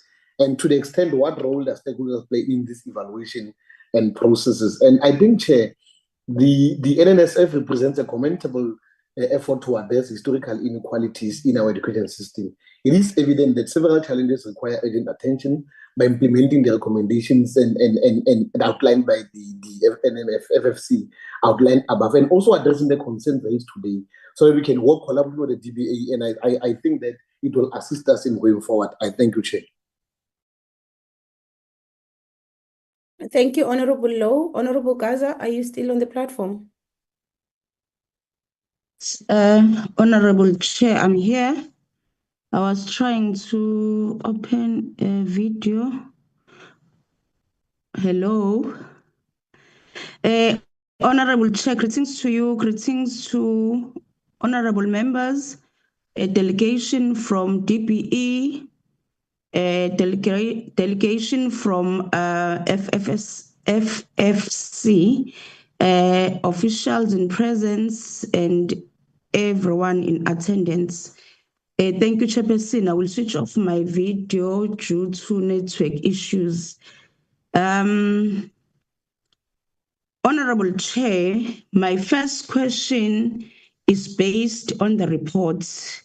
The reports, the National Norms and Standards for School Funding report is exposing a catastrophic failure in delivering equitable education, particularly for the poorest learners in the following provinces: KwaZulu-Natal, Mpumalanga, Northern Cape. And we have noted that these provinces are funded, there are no-fee schools at 54.45%, 82.7%, and a shocking 48% of the national threshold, forcing schools to charge fees and violating the constitutional right to basic education. The report on its own, it's admitting that there is 2.5 billion that is needed to fix this crisis, yet it offers no credible plan to secure these funds.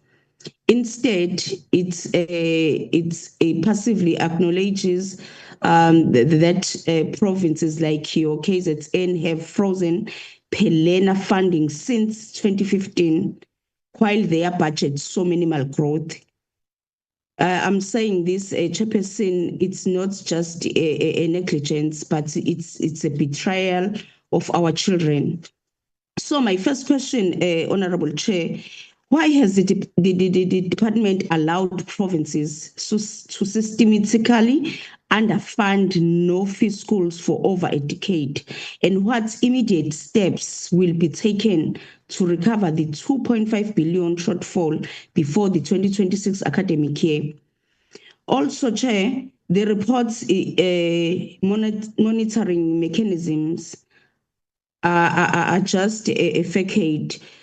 Physical school visits and telephonic surveys are inadequate when provinces face no consequences for non-compliance. So I've observed here that the DPE's reliance on voluntary cooperation has failed binding enforcement, including financial penalties and withheld grants needs to be implemented in this case. Furthermore, Chair, the failure to eradicate pit toilets, we were always coming back and forth on this one. The pit toilets and mud schools, despite repeated promises, it's highlighting how the NNSSF's narrow focus on operational funding ignores infrastructure backlogs that endanger learners' lives. So, Honorable Chair, I just want to check, will the DPE commit to amending the South African Schools Act to impose mandatory financial penalties on provinces that fail to meet NNSF targets and to include infrastructure benchmarks for eradicating pits, toilets, and mud schools within the next 3 years?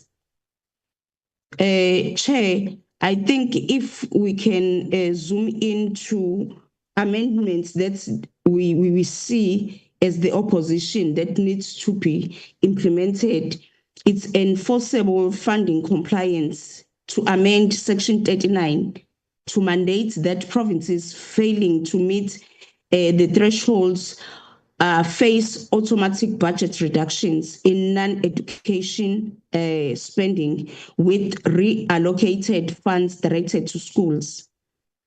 To introduce a legal requirement for Treasury to cover shortfalls if provinces underspend, ensuring no-fee schools always receiving full funding. In terms of infrastructure redress clause, we demand that they insert a new section 34A requiring that the department publish annual progress reports on eradicating pits, toilets, and mud schools with clear deadlines tied to conditional grants. Also make it illegal for any school to operate without safe sanitation, with MECs held personally liable for delays. You know, the Department of Education in KZN, they had a program in 2010 of eradicating mud schools. But still today, we still have schools that are built in mud. I really feel that it's important that we implement these laws and we amend, because somehow MECs, they are not taking their work seriously. You can't have a decline that is not consistent in terms of eradicating mud schools. You know, when I'm talking about 2010, it's been 24 years, it's been 12 years later, but we still have mud schools in KZN. Something somewhere is not going right there. Also, in terms of transparency and accountability, I think it's important that we note we amend Section 58 to establish a publicly accessible dashboard tracking NSSF allocations, provincial expenditure and infrastructure backlog in real time. So, Chairperson, given that pit toilets and mud schools, they are persisting 30 years into democracy, will the minister support amending SASSA to criminalize non-compliance with infrastructure deadlines and commit to a fully funded, time-bound plan to eliminate these hazards by 2027? The report is also proving that the current system is broken, and we are demanding an immediate intervention on this one to reallocate misused funds, impose a strict enforcement, and amend South African Schools Act to end apartheid era infrastructure neglects. Empty promises have cost lives, and I think it's time for radical action now. During our oversight, we have observed some gaps in terms of schools in urban areas and those in townships. You know, even the way to their schools, it's something else compared to those in urban schools. So we really need to close this gap. Let alone that I haven't spoken about the ones that are in rural areas. I'm still comparing the ones in urban and township areas. So, Honorable Chair, my last question. The report has proven that the current system is broken. Okay, I've mentioned that. But then my final question, Honorable Chair, is to check if the minister will be able to table emergency amendments to South African Schools Act before the end of 2025, or must we wait for another child to die in those pit toilets before this government acts? Thank you, Chairperson.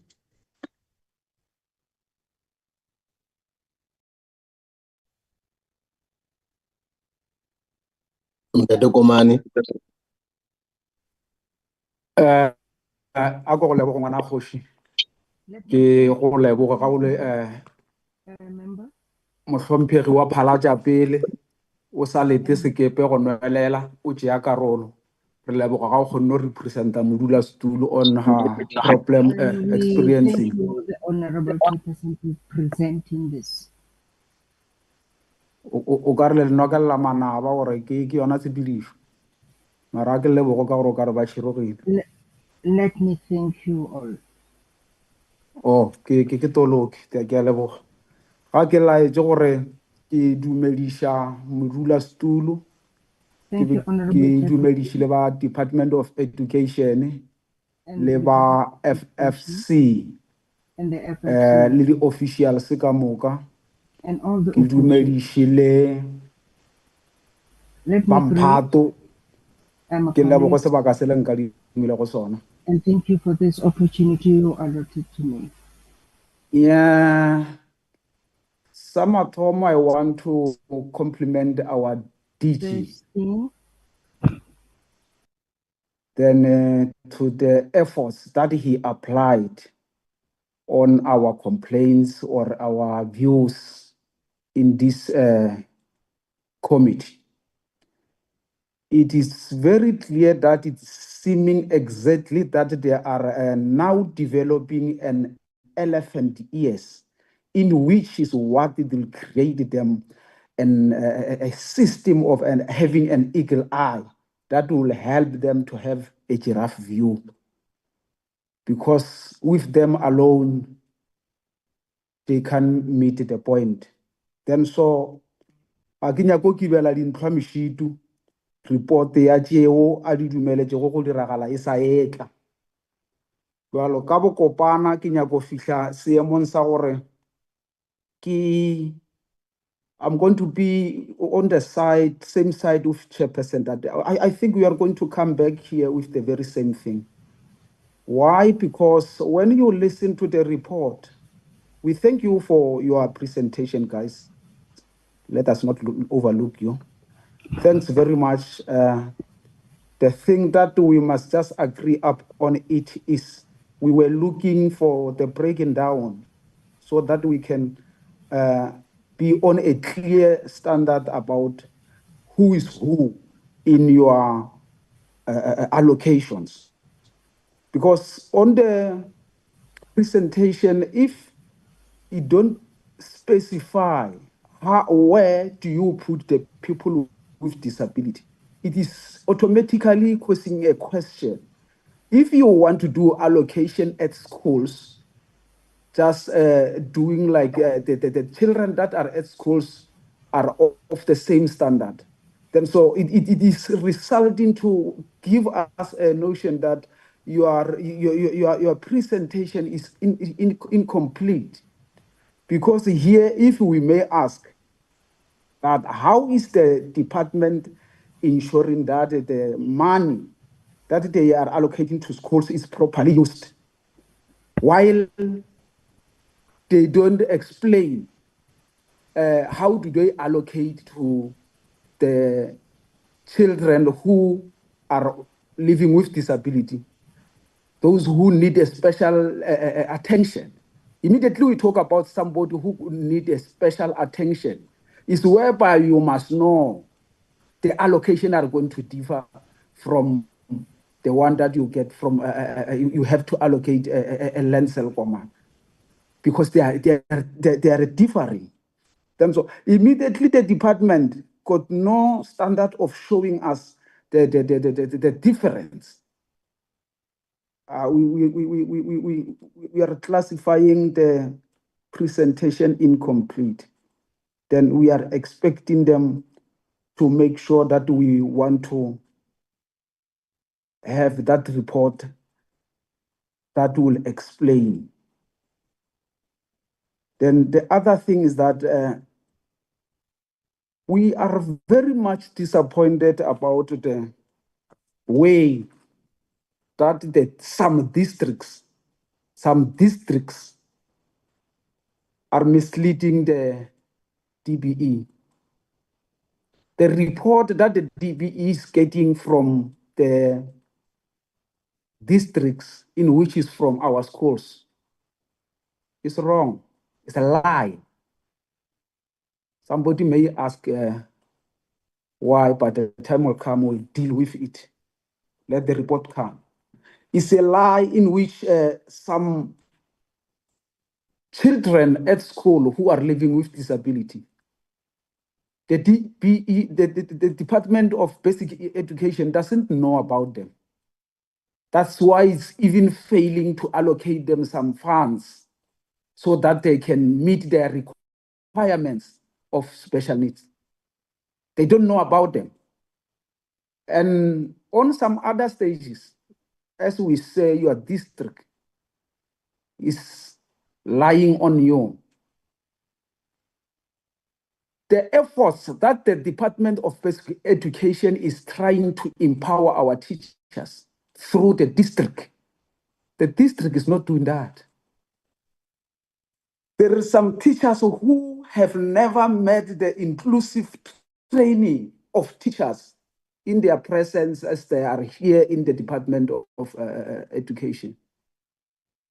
And while we know every year we receive children who need a special treatment at school, whereby in some schools, I don't know because of that allocations or what, in some schools, there are still schools who doesn't practice an annual screening to our children, in which is what led them or led us to be on a situation that we can't identify our children who are living with disability. I once told you that the system that you apply to diagnose our children's ability, it is not working for you. I'm coming here today again. I tell you that it is not working for you. Go and improve it. It's not working. The day will come whereby we will be in a position where you yourself, you will know that system of diagnosing our children about the disability standard. It is not working for you. Then so it is very much advisable for the Department of Education to continue with program that is forcibly arranged or brought by the members of this committee until the DG has considered it. This program is going to work for you. And it's working for you. From yesterday, we saw it's working for you. Then go and help us with the standard of our children living with disability so that we can see how do you allocate them their own funds so that they can get their support, because they need support systems that they are not getting. And then so the other question is like this. Do the provinces have a regulation on the percentage budget distribution? And then if the answer is yes, it's still including how it can be yes, while you don't tell us about the people of disability. And then the other one, how regular are schools monitored? And then on that regular monitoring, you must understand that the information that you are fed with by some districts is a lie. Then so we'll be happy to get that answers so that we can be able to help you to track the processes on the ground. And then for the thing of pit toilets, because we found to it that they fail you to point the schools that have that element, allow us to help you. And when we bring information, do like you are about to do so that we can get rid of that thing. Because they are lying to you. And when we say they are lying to you, because it's your workers, you want to protect them, you think maybe we are jealous with their deployment. No, we are not jealous. We are telling you the truth that you have never been introduced to. They're lying to you. A lie is a lie. And then if you fail to can see that they are lying to you, we will help you to see that they are lying to you. Tangibly so. We can't just bring a statement there. We will even bring the portfolio of evidence that they are lying to you. Then so we are expecting you, Chairperson, to at least this session must come back. Yes, you are right. It must come back. The presentation doesn't make us satisfied here. And then we need to be satisfied. On the other level, we must thank you, the Office of DG, for making sure that they at least update us about the Bella Act, because that is our daily question. And so if they seem to be on this level of updating us, then so it is proper. They will make us not question, at least to compliment them once in their lifetimes. Chairperson, thank you. Thank you, Honorable Komani. There was no any other hand. I hope I have not closed anyone out. Honorable members, sorry about that. Honorable members and DM, those are the questions, and to the chairperson of the commission. I think in a nutshell,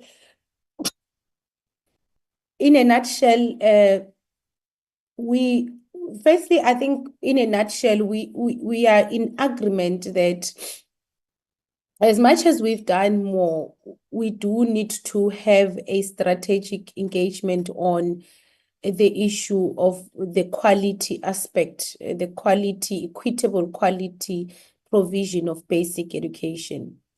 And that requires us to look at all angles.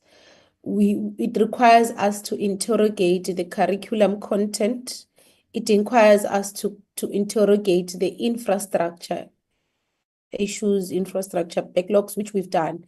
We've had a conversation on the status of the schooling infrastructure in this country and where the challenges are. And now we are having a conversation on the funding model of the basic education sector as a whole. And I think Honorable Komane also raises some key issues about these funding norms and the allocation to learners with disabilities on what is the expenditure, because of course understanding is that the expenditure or the allocation would be higher than per learner would be higher than learners that go to mainstream schools. So this conversation about these resources that we employ into the basic education schooling system will tell us a story about us really moving towards an equitable distribution or an equitable implementation of provision of basic education in this country. I think clearly any other parent in this country would want to see their children learning in a very conducive environment. And as we see the picture not changing in terms of form, and in form I mean the environment in which our learners go to, the classroom environment in terms of the overcrowding and the learner-teacher ratio, and the cleanliness of the schools, because one would make an example. You go to a school in Khayelitsha, Joe Slovo High School, which we visited, which is a technical school, and the school has a learner population of around 1,000 something, and then the school has only about four cleaners or 3 cleaners or less. So the school is dirty. Also in classrooms, there is classrooms where there is around 50 learners is to 1 teacher. And then you go to, in the very same district, in the same province, then you go to another public school, which is a Brackenfell High School. Of course, a different quintile. You get there, the learner-teacher ratio is as low as 1:15 or 20. The school is very clean. The infrastructure is impeccable. They've got quite a high number of support personnel in the school. And you start saying to yourself, this is a picture that was there pre-1994 in terms of just the form, the outlook. And the picture is persisting. Why is the picture persisting? So there's various factors that fuel that.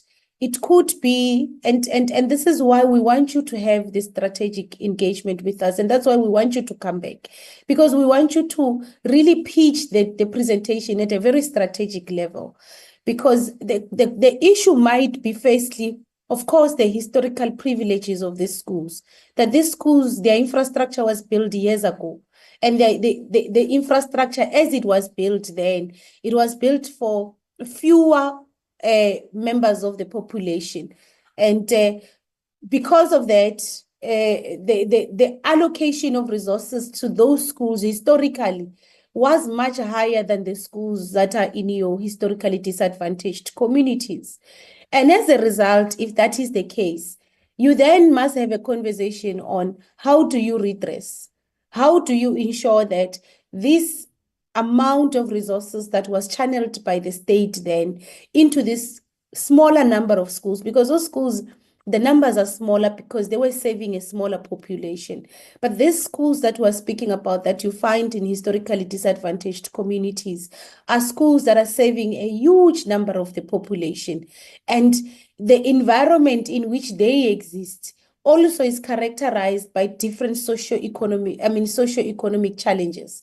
So you need to bring this conversation and pitch that presentation at that level, characterize and give us that background and foundation, so that we're able to say, okay, currently, because of these historical imbalances in terms of the allocation of resources and the funding of these different schools, currently, what is the current funding?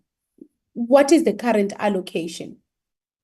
And we are able to speak to that current allocation, and we're able to then interrogate the current allocation, where we're able to say what we are funding or what we are allocating, it's not going to assist us to redress or to bring these disparities, to bridge the gap in these disparities, where you don't have to go to two different schools that are public schools and you still see the imbalances of the past. They still rig the legacy of apartheid. We don't want to see that. So for us not to see that, we need to ask the difficult questions. We need to get to the root cause. We need to get to the facts on the table, on the funding norms.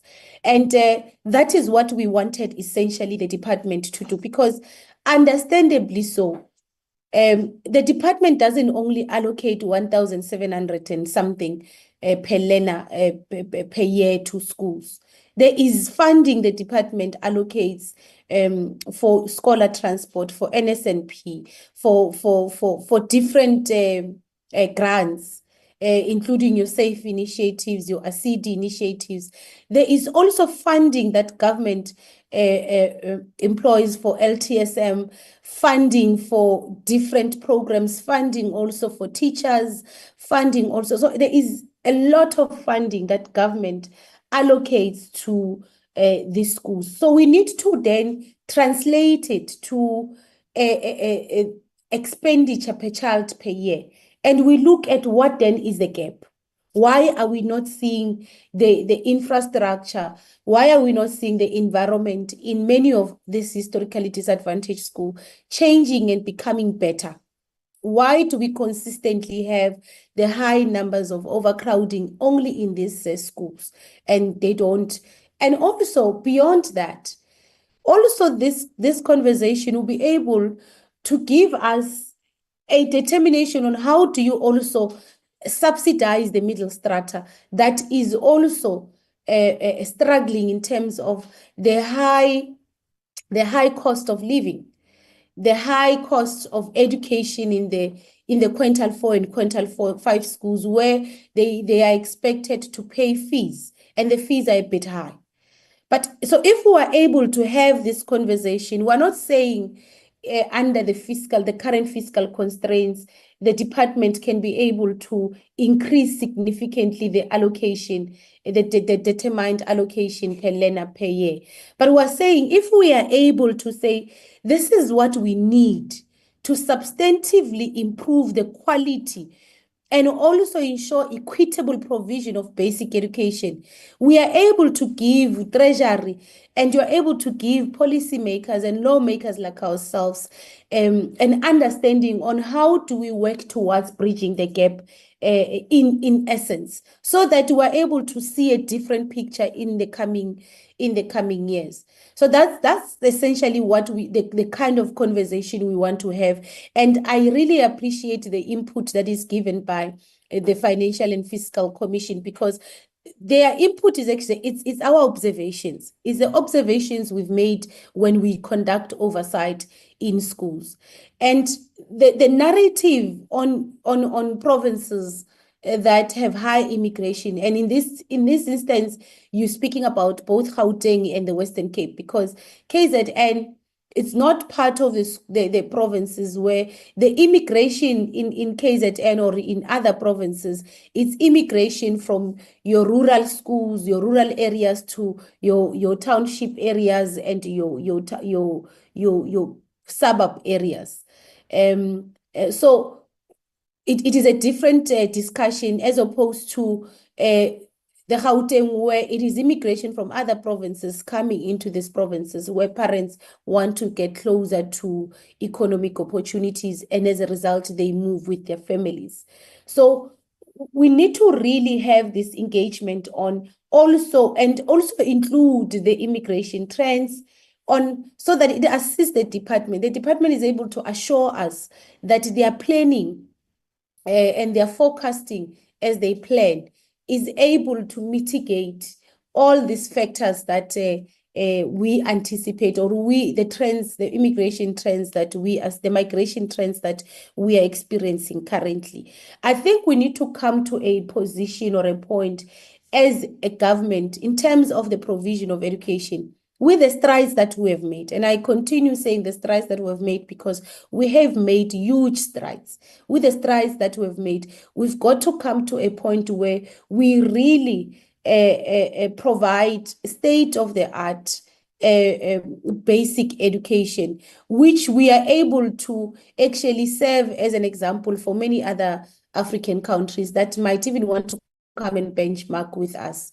So I think that is an important discussion. So I don't have much questions because I do believe that, or I feel that we need to have a second bite at this discussion where we have this comprehensive information that also relates to the allocation to the learners with special needs and the spending of government per learner with learners with special needs, and also where we're able to then comprehensively bring the entire comprehensive costing of government towards learners. Also bring, and which is an aspect that the FFC is also bringing, of independent schools where the numbers are increasing, because then it shows that there is perhaps more parents that are affording to pay for their own education, hence they go to independent schools. If that is the case, we need to then back that up with evidence.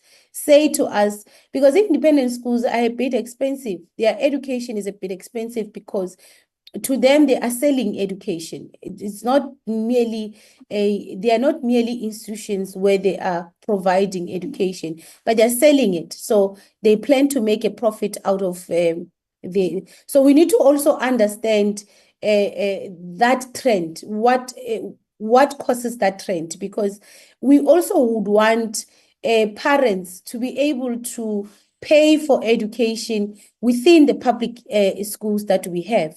If they are not adequate, if we are welcoming this rise in the number of independent schools on the basis that we don't have capacity to provide for everyone, then we should be able to say it, and we should be able to say, how do we increase our capacity? Because the capacity of the state to provide essential services like provision of education must not be undermined at any stage. However, we ought to ensure that this provision it's done in an equitable manner, but also there is quality provision of education. So I do hope that when you come back, you are able to make this determination. Furthermore, when you come, Dr. Whittle and DM as a team, you need to also clarify, because if this narrative is not clarified, it is a narrative that sticks with society. You need to clarify the concerns of members that there are provinces that are retaining funds. So you need to clarify if there are provinces that are retaining funds, or provinces where you see that they can't spend money and the money is then reallocated to different provinces. You need to clarify that, speak to us about those provinces. You need to also clarify the narrative, and these are concerns from members of the committee, that some provinces do not allocate, instead of allocating the standards and norms, the determined standard and norms, they allocate below the standard and norms, and they utilize those funds for infrastructure projects which they don't complete, or they are inadequately managed. So you need to also clarify that, because if you don't clarify it as a department, then this is a narrative that sticks in society, and it's a narrative that sticks with us. If you don't clarify that, it is possible for that. Our understanding is that the standards and norms are paid through the equitable share that goes to provinces. And as a result, you need to be able to clarify the provinces that are paying or that are allocating below the standards and norms. Is it because the equitable share is not enough? Or is it because they prioritize something else? And what are they prioritizing? Is what they are prioritizing a crucial aspect and of the provision of education? So you need to clarify those aspects that are the concerns that are raised in this meeting, because if they are not challenged, if you don't tell us, this is what we leave understanding. We live with that understanding as we leave this meeting. The last issue that I believe that you ought to really speak to as a department is also on the issue of the different grants, which my understanding was that the different grants that you transfer to provinces, they can't do anything with that grant outside the specified grant. So I clarify with the standards and norms, and also finally clarify, because maybe that will tell us why the picture is still the same. With the allocation, you are allocating per learner. So our understanding is that every school registers every learner that is in the school, that is enrolled in the school. As a result, the allocation follows that number of learners. And if that is not the case, what is the case? What is the current practice? And I would want to understand that this means even learners that undocumented learners who are registered in the schools. Do we provide the same allocation for those learners? If we don't, what happens with those learners? And exactly the functions of the allocation of the standards and norms. What exactly is this allocation meant to do? Because we know that what we've learned that within your standards and norms that you are saying that the 10% must go to repairs and maintenance.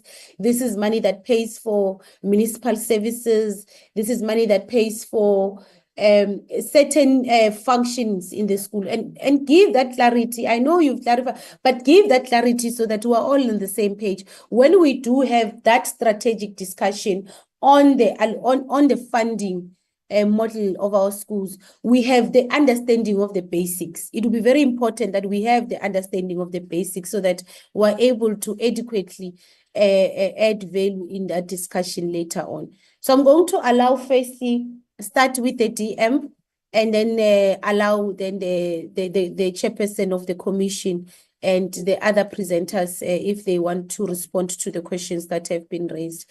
I am going to allocate you, what is the time now, for responses, because I really want responses that will be summarized so that we are able to have maybe follow-ups if there needs to be. DM? Thank you, Chair. I didn't greet the members of the FFC and the chairperson earlier on. Greetings to them. And Chair, let me start by saying that we all know, as you correctly summarized the issues, but you know that education is a concurrent function, and DBE is responsible for policy, monitoring, and support to provinces. The provinces have legislative powers through their own legislature, their own premiers. They allocate resources in accordance to their needs and priorities. And Chair, what I can say is that it happens that in some provinces, they don't allocate resources, especially in education and health, in accordance to the norm, as you correctly put it. Honorable Gaza, can you please mute?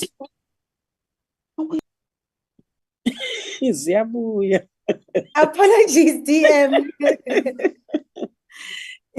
Yeah, I was saying, because they have their own legislative function and they have their own portfolio committees, they have their own premier, they have their own provincial treasury.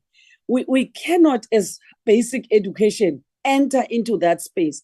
We'll only guide. Even National Treasury will issue a norm of the funding of health and education. But most provinces, they don't fund according to the norm issued by the National Treasury, which is a challenge. And it makes education, when they have to allocate monies to the various functions, it's a problem. Chair, you are very correct. You can, in some other provinces, when we go there, you find that even on school nutrition, yet it comes as a grant, but children are not funded in terms of the norm. I came to one school, I found that the school has 1,400 learners. Then I was told only 800 are funded. Why? Are the 400, their parents are working? No, the parents are not working. No, it's how it is done because the money is not enough. Ooh. I said, my God, what is this now? So I'm saying we can only recommend, we can only request, but so as to come to this issue of KwaZulu-Natal, Northern Cape and Mpumalanga, we had a meeting with KwaZulu-Natal, and not only now, we held a meeting with all the 9 provinces last year in around October, where we wanted to get their financial situations and find that these 3 provinces, in fact, at the time, it was KwaZulu-Natal and Mpumalanga. Northern Cape is off late. Then we said, let them talk to their premiers and let them talk to their provincial treasury. But it's becoming worse. But we identified that KwaZulu-Natal has had a problem for a long time. So we went this last week, we went to KwaZulu-Natal with the minister and the DG and the CFO. We had a meeting with the MEC, the HOD, and their provincial treasury. And the attitude of the provincial treasury, they don't take it as their problem. They take it as the problem of education, which should not be the attitude. The attitude should be it's a provincial problem, because we went with the president last year. President and all the entire cabinet, the entire EXCO, we went there in KwaZulu-Natal. Then they presented the DG, the provincial DG in the office of the premier, presented and indicated the severity of the problem in the Department of Basic Education and Education in KwaZulu-Natal and health. And all the MECs, they all wanted to speak. And as they were given an opportunity to speak, all of them, they all said, no, in education needs help. Education needs help, telling the president and the Minister of Finance. Then we left that meeting with the understanding that Minister of Finance will go back to the province to get the complexity and the severity of the problem. Then, now we call this meeting, we agreed that our next meeting, which is, it was supposed to be this week, but it will be next week because Minister is not in the country. Then we said, want now the Premier, the Treasury, Provincial Treasury, and National Treasury, that we all go again to KwaZulu-Natal. Then when we're done, we agreed that we are going to call a turn-aside, wherein 2 ministers and their MECs, which means Minister of Finance and his MECs, 9 MECs, Minister of Basic Education with her 9 MECs, we come together in a meeting to discuss the financial situations of all the 9 provinces.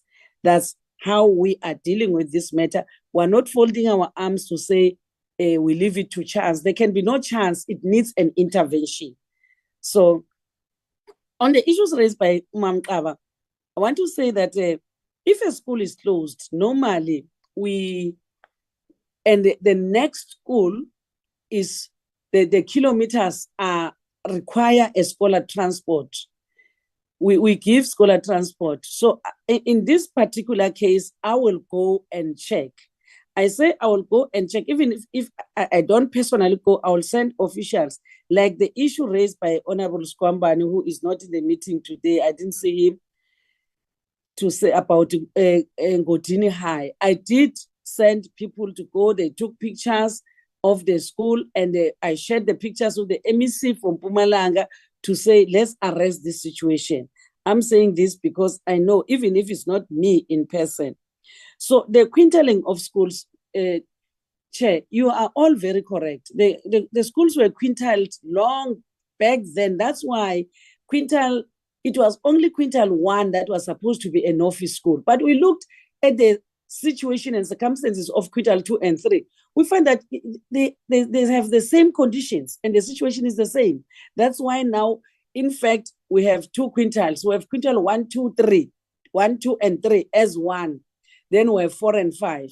And quintile 4 is the most challenging one because most of the learners in quintile 4, they come from needy families. Everywhere we go, we find that the school is quintile 4, but the school is located on the other side of the road where the area is a bit affluent. But the learners, they come from rural villages, and the Zozo, the Mkukus, especially here in Cape Town, there's a school in Milnerton. The school is in Milnerton, and Milnerton is very affluent. But when you look at the learners that are attending Milnerton High, they come from the next Mikukus. The parents are not working and all these things. So that's a challenge with quintile 4. But some SGPs, they don't want us to requintile the schools because with those few parents who can pay, they rely on that, because if we quintile them to be an office school, then they may not have that luxury of fundraising from parents, getting parents to pay school fees. So they refuse when we say, we must change the situation. But it needs to be revisited. But what I can say, the conditions are worse than when they were quintiled. Quintile 1, 2, and 3, it's worse. When we can, even if we say we must check per learner, most of the learners that are in quintile 1, 2, 3, and some in quintile 4 are the beneficiaries of the SASSA grant. So if they are the beneficiaries of the SASSA grant, it tells that the situation at home is not conducive. That's why they are beneficiaries of that. My children cannot qualify even if they would want to. But children of parents who do not work and who earn salaries that are below a living wage, they qualify for the SASSA grant. And most of our learners are from SASSA grant. You see that even when we present our the metric results, that most of the learners are coming from the social grants recipients. So I'm trying to answer everything except maybe what will be financial, which I did not get, of course. That on the quintiling, I've mentioned that our children, they come from quintile 1, 2, 3, and on the issue of most of our budget going to salaries, Chair, what I can say, education is a labor intensive. There can be no education without a teacher, whether we like it or not. Even if where we say we're advanced with IT and AI, but a teacher must be there. You cannot replace a teacher. So most of this money goes to the salaries of teachers because there are many. You can compare the number of policemen in nationally, number of nurses. Education is number 1. That's why we are called the biggest employer, because we hire so many teachers, and so many are hired by SGPs, which we don't even count them, because those SGPs of quintile 4 and 5 who can afford, they hire more teachers to minimize the classrooms and the number of engagement between the teacher and the learners. But in the schools that depend solely on government, they cannot hire extra teachers, especially when we find them below norms. They cannot. They can't even do other things that they're supposed to be doing with that school fund because they are funded below the norm. And if it's less than 48%, really, we are killing the schools. And the schools are from poor communities. It's a fact. What you are saying, all of you, I fully agree with you. But when we look at the vacancies, because we had a meeting, when we checked their financial status, we find that most of the provinces, they have high rate of vacancies on the administrative posts, because we said, let them prioritize educator posts than administration, but they are limping. KwaZulu-Natal, I can't even say they are limping beyond. In fact, they are just jumping, not limping, because when you limp, it means the other limp is there. Then they operate with one, they are jumping, because you go to this district, it has so many gaps. You go to that district, there's so many gaps, because they try by all means as education, but they cannot come out of this alone. There must be an intervention by the provincial government, National Treasury, and DBE together, working together with an intention and purposeful intentions to help them. I think let me end here on behalf of basic education and allow FFC to come in, unless there will be something that I omitted that we can allow officials to come. Thank you, Chair.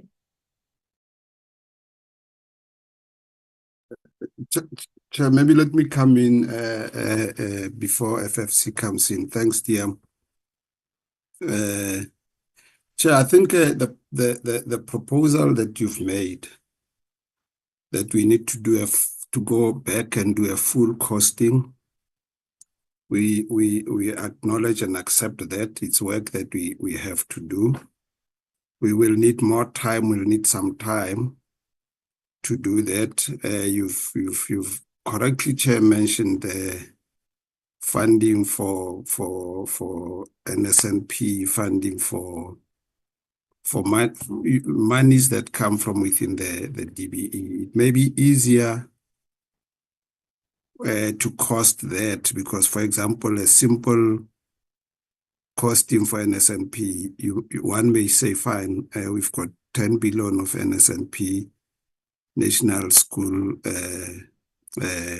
Feeding Scheme, divide by the number of learners that we are feeding. That may be easy to do, but then for a teacher to be in front of a class at the province, there's other provincial funds that go into that. So that's why we will need more time, because we would have to go to each province, do a proper analysis and do a proper costing, so that when we come back to you, the figures are more credible. So we'll need a bit of time.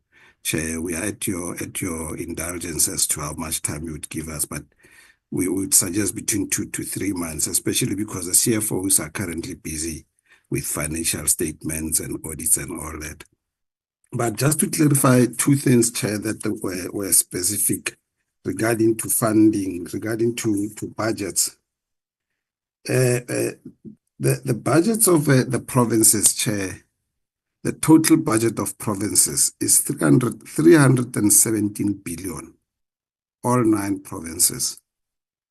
And out of that, 92% or 291 billion is funds that they get directly from National Treasury via their provincial treasuries. And those are funds that we have no say in, or the minister have no say in. That's the so-called equitable share. The minister only has a say on the conditional grants, which is just 8% of the budget of the provinces, or 26 billion. So you know, the deputy minister spoke to that, concurrent functions, some things that we can do, others we can't do. So with the division, with the conditional grants, we are empowered, Chair, in terms of the Division of Revenue Act, to do certain things, to monitor how those funds are used, to withhold or stop or transfer from one province to another when those funds are not used. And then I think that's what the Honorable Jordan spoke to when she said provinces return funds and we shift funds around. We only shift within the 26 billion, that is the conditional grants, and we shift after certain things have happened, Chair. So that's what I wanted to talk to in terms of the conditional grants. But as well, what I'm saying, Chair, is that when provinces underspend their equitable share money, that underspent money goes back to the provincial revenue, to the provincial treasury. It doesn't even come to us. So it's not like they would underspend and that money is in our hands and then it can be taken to one province. No, it's their money. It's a specific province's money. And then with regards to the conditional grants, lastly, Chair, the preliminary figures that we've got, and I'm saying preliminary for 2024-25 because the financials are only being submitted at the end of May.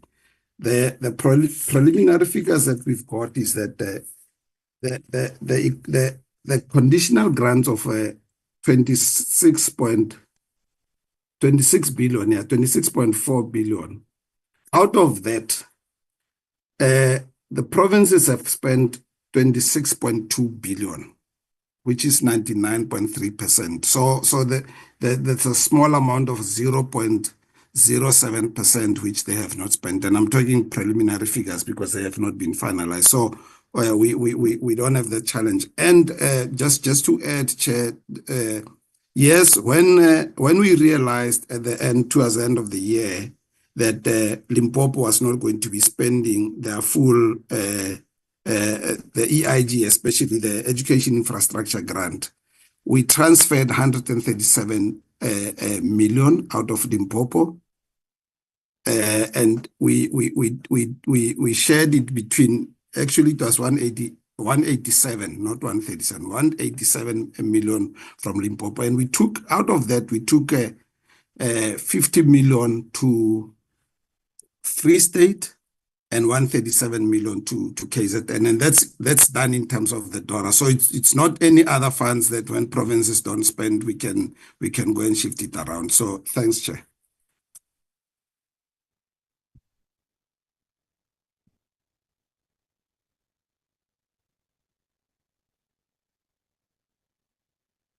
I'm done, Chair.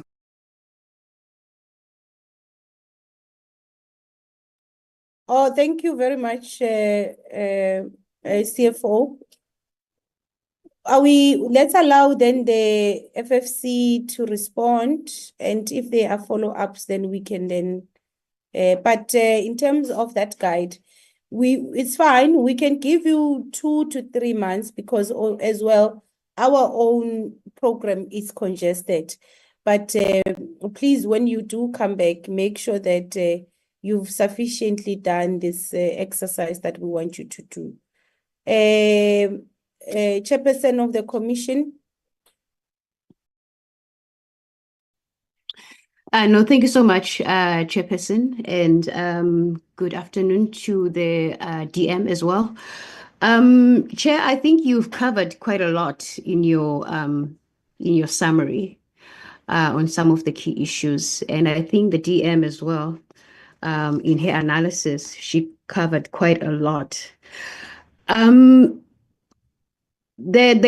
current state, Chairperson and members, of our basic education, from my point of view, is a reflection of our policy choices.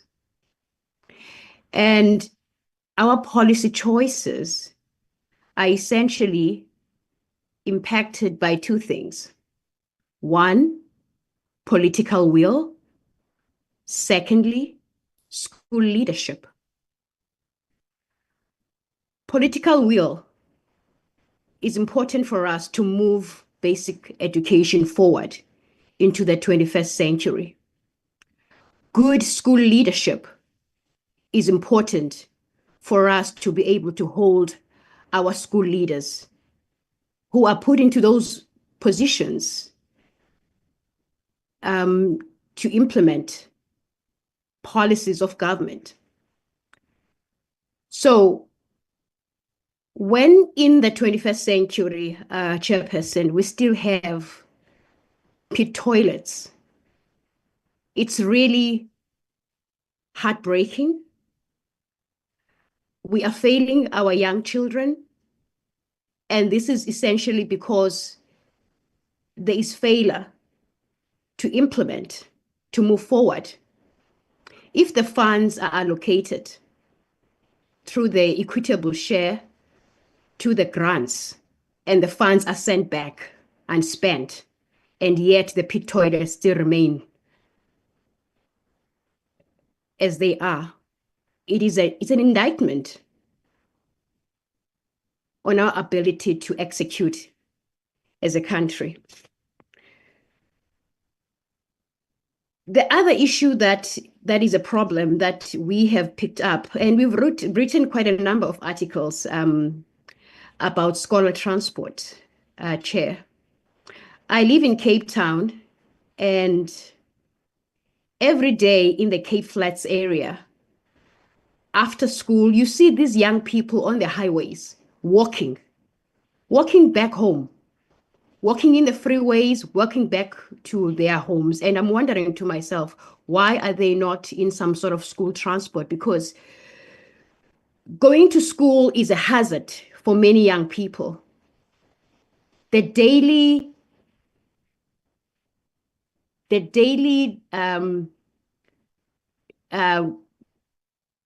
journey to school every day for many of our children, it's a danger.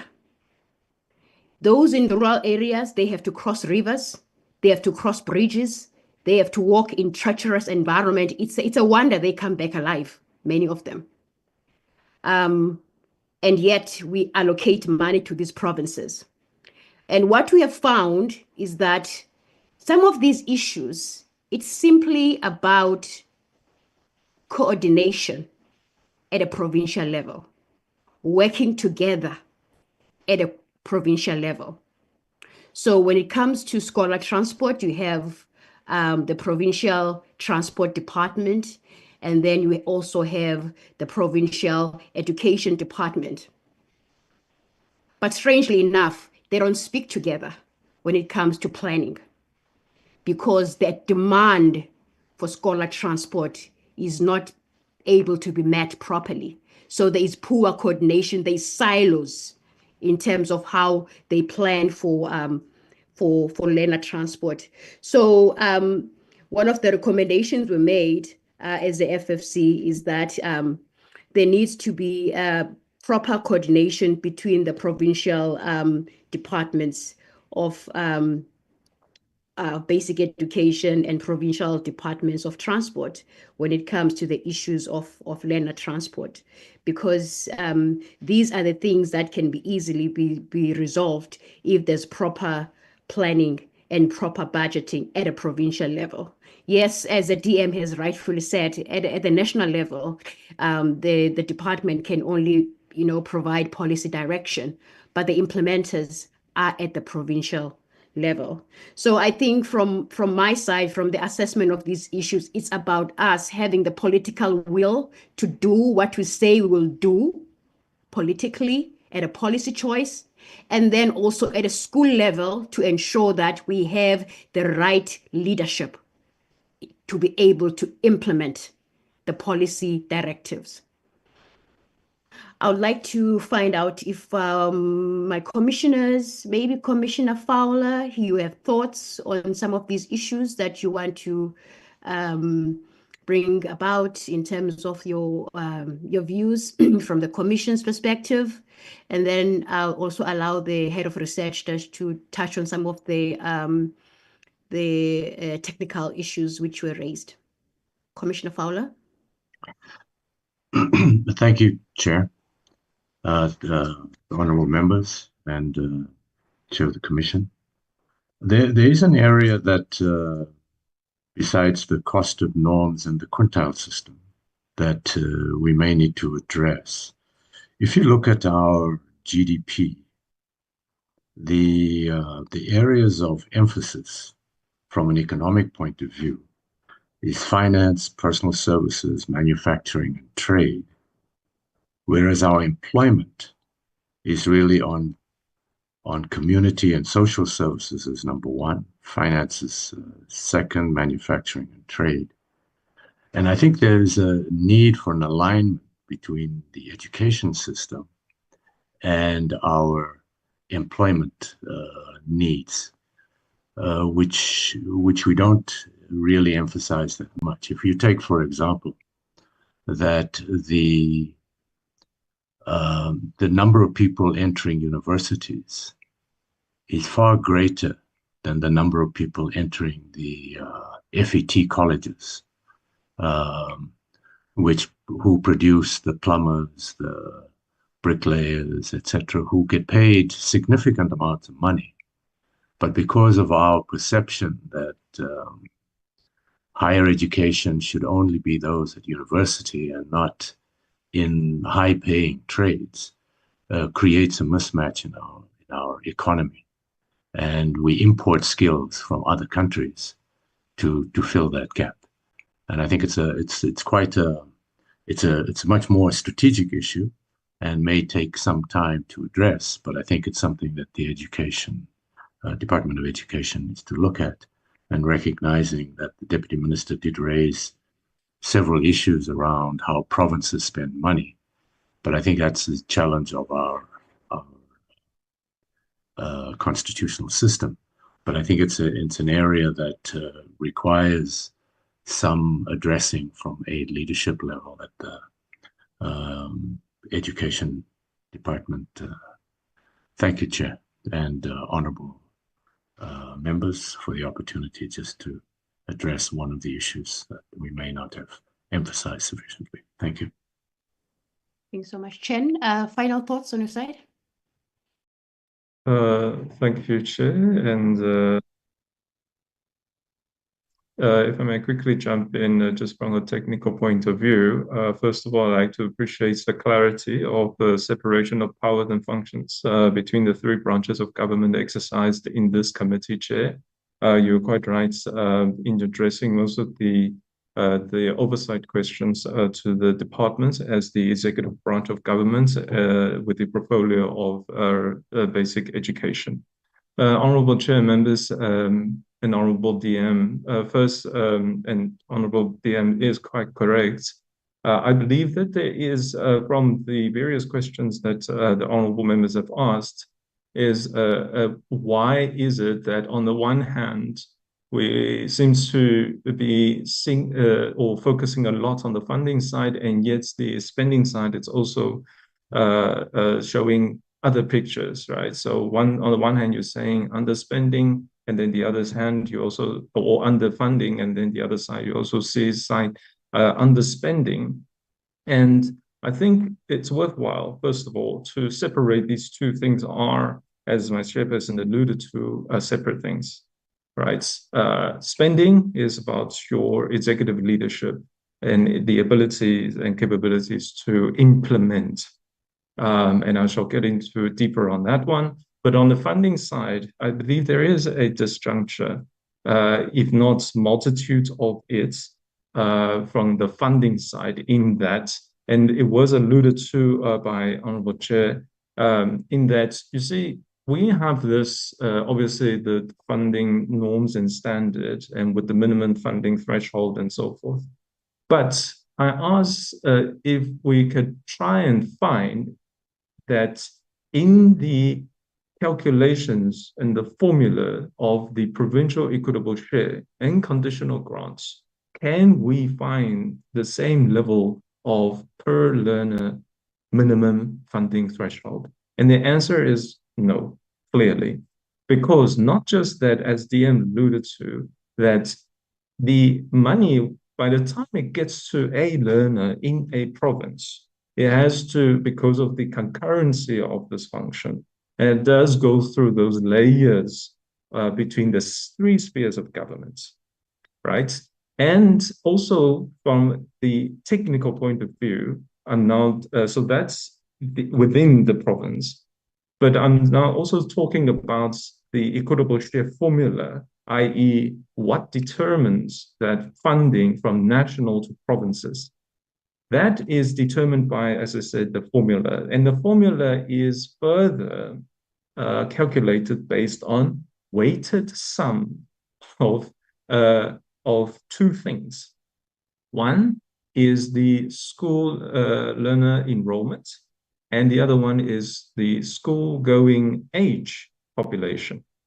That's calculated as a share, and that, whatever the outcome of that calculation, is further put through what I said about the weighted share, meaning that we say at the moment, 48% of the total equitable share is allocated or is weighted for education.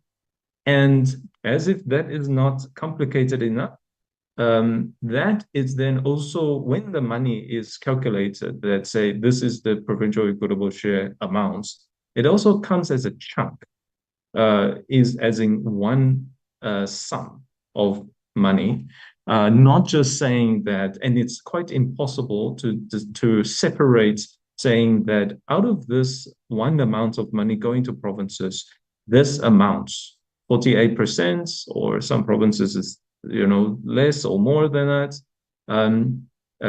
is allocated for education.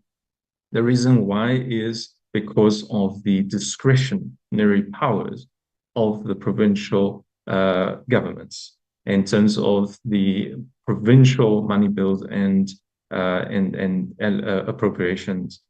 So as you can see, whilst we here at the national level, we have this framework and requirements of the threshold and minimum threshold and so forth, the mechanisms of intergovernmental fiscal relations is quite a far cry from these from the policy positions that we have taken. So this can also be summarized in terms of a policy misalignment, but effectively it's these misalignments coming all together.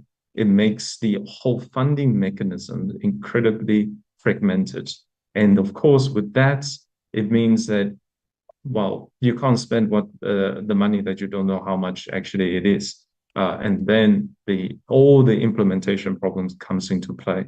And this is just provincial equitable share. Then there is also the conditional grants. The issue with conditional grants is that most of the times it's for infrastructure. Sometimes, and as we also, as FFC, we've also spoken a lot about this, there are issues with direct versus indirect grants, that is money directly transferred or not transferred. It needs to be implemented via the national government or department. And there is also these grants that have become kind of a permanent permanent feature, whereas conditional grants in its fundamental framework of transfers and rationale for its implementation is that it should be a temporary injection. It's kind of money that you do with conditions, finish, clap, done, get out. There should be no conditional grants that should last more than 5 years, essentially, because these conditional grants generally are for infrastructure purposes. And if you by year 5, you're still building something, the same thing over and over, then there is something wrong in the building plan. Let me not spend too much time on that one, but let's go to the issue about data. So all the things that I've spoken about on the funding side, it needs to be informed by data, right, to ensure the equitable division of that allocations. And so demographic studies and school learners, LURITs, they called it. I'm actually surprised that DB has not put that up as the key data source for such an issue about how much is enough and how many students and so forth, because the difference or this advantage of the LURITs compared to the old NSS and other ones is that it has a tracking system. The T and the S is for tracking record system.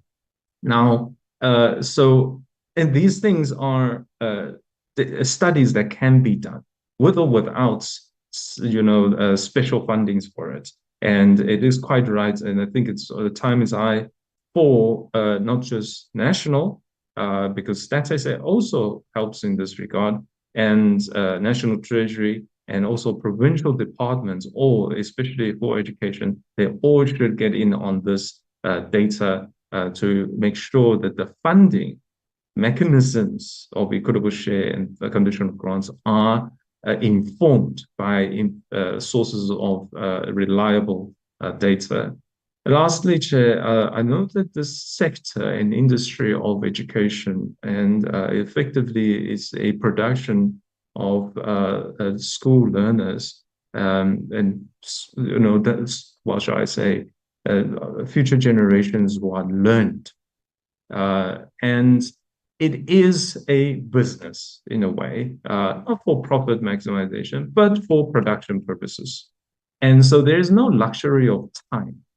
And I think by 30 years, in terms of just bringing it up to a macroeconomic point of view of the business, right? We're talking actually 2 generations of supposedly very young, energetic workforce. And if we keep on missing or delaying or whilst having meetings and not getting these education issues sorted, we are really, really creating future generational problems here. And it's in that light that FFC, one of the potential and almost a little bit radical proposal is to really beef up the school transport system and the amalgamation of schools. Why is that? Because if we think of schools as a business units of costs, then there are fundamental costs like infrastructure sunk costs and capital costs and current costs like school teachers' salaries and personnel. If there's no time, and I don't think we have any more time, then a consideration could be given to the amalgamation of schools so that we can share the sunk cost components, capital costs on the schools, the desks and the chairs, these things across to make it more accessible with the rest of the pupils. Let me bring our last point that who did something, which country has implemented such kind of radical sharing? And it would be in China. What they did was that they would have 2 sort of timelines of school going students. There are those that go in the morning, and once they are done, right, by 1:30, 2:30, then they go home. The schools are empty now. Then becomes the evening shifts of students. That way, you just focus only on the teachers' salaries. You focus on the maintenance of the schools, and instead of trying to build a whole new school and with probably less than standard like put latrines and things like that, and struggle with the long lag and lead times to deliver on these school infrastructure. Thank you, Chair. I hope that covers most. Thank you, Chair. Thank you so much, Chairperson. From the FFC, I think those are our thoughts and comments so far. Thanks. Thank you very much, Chairperson and the DM and the team. Members, I want us to leave it here, given the fact that we've agreed that we are going to have a second session on this engagement on the funding norms.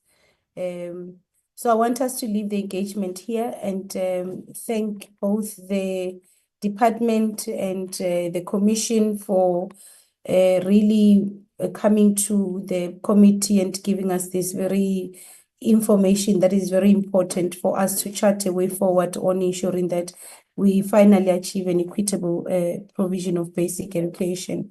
So thank you very much for your time. I am going to release yourselves and so that we can continue with our own agenda. Mr. Brown, do we have a set of minutes? Thank you, Chair, and bye-bye. Bye-bye. Thank you, DM. Mr. Brown, do we have a set of minutes?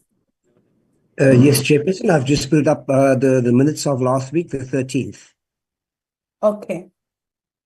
Honorable members, we have minutes of the last meeting where we were receiving the fourth quarter report. These are the minutes. We are still going to compile the report, Mr. Brown, and subject it to the committee for adoption. I want to see hands that wants to engage if there are any corrections, any amendments to the minutes and then or mover for the adoption of the minutes. Members?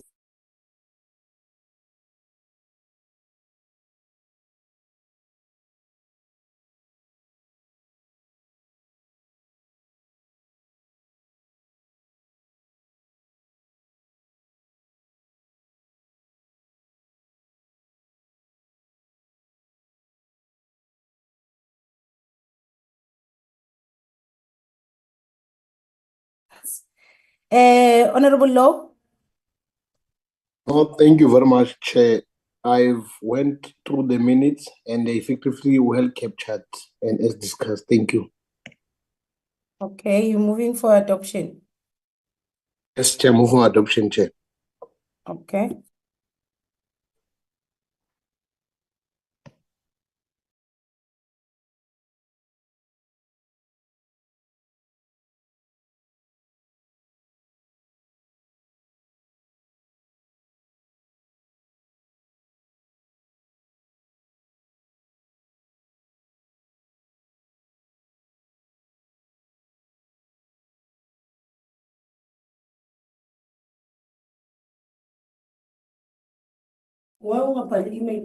Honorable members, can we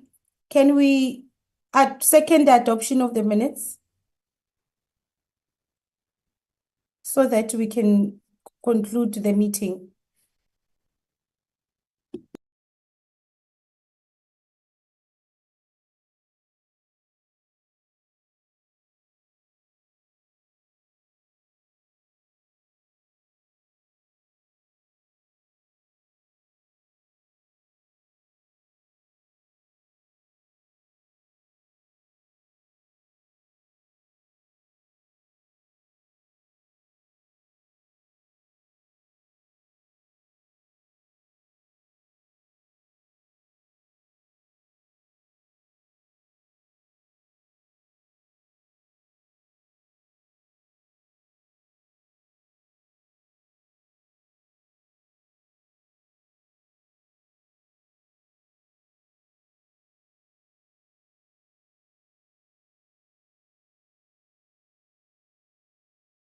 Okay, honorable members, I'm confused. Are we not adopting these minutes? Is there anything wrong with the minutes?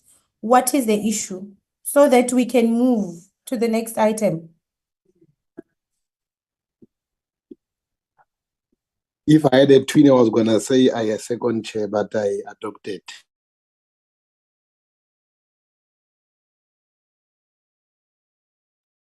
It's fine, Mr. Brown. The minutes are adopted because if there is nothing wrong with the minutes, members are not saying what is wrong with the minutes, then we can't just sit and not know what to do.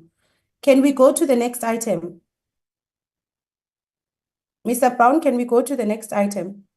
Chairperson, we had no further item on the agenda except for that one set of minutes. Okay, do we have any report? We didn't have any outstanding report, right? We are busy putting together this report for the fourth quarter. All outstanding reports have been submitted. Thank you, Chair. Okay. Thank you very much, Mr. Brown, for that update. Just give an update. I wanted to give you an opportunity to give an update on the meeting, the G20 meeting that has been approved. The application has been approved, and just give a short update so that we can close the meeting. Thank you very much, Chair, for that opportunity. Yes, Chair, we have received the approval yesterday. It'll be for the chairperson and 5 members of the portfolio committee.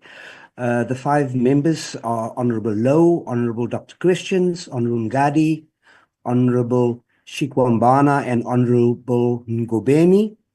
I've more or less completed the travel arrangements for 4 of the 6, Chair. I just need to confirm yours as well as Honorable Shikwambana. I'll do that right after this meeting. The plan is to travel on Monday, next Monday, in the afternoon to the Northwest. We will then attend the G20 seminar on Tuesday, the 27th. Now, this seminar has, in fact, there are 2 seminars on the same date in the Northwest. The idea is possibly to try and split the 6 members, and that maybe the content advisor joins me so that we can split the secretariat to the 2 seminars. We will then travel back home on the Wednesday morning. There is, if memory serves me, there is a 3-line whip on the Wednesday afternoon. So we will make sure that we have members back. Those that have to be back in Cape Town at Parliament, we'll make sure that you are in Parliament in time for that plenary. Chairperson, we've also requested that the department submits or sends us all relevant documentation program for the 27th, which we will then also share with members as soon as we've received that. We hope to, by tomorrow, latest Thursday, to have sent you your travel itinerary for our travel on Monday. Thank you, Chairperson. Thank you very much, Mr. Brown. With that being said, thank you very much, honorable members, for your attendance. The meeting is adjourned.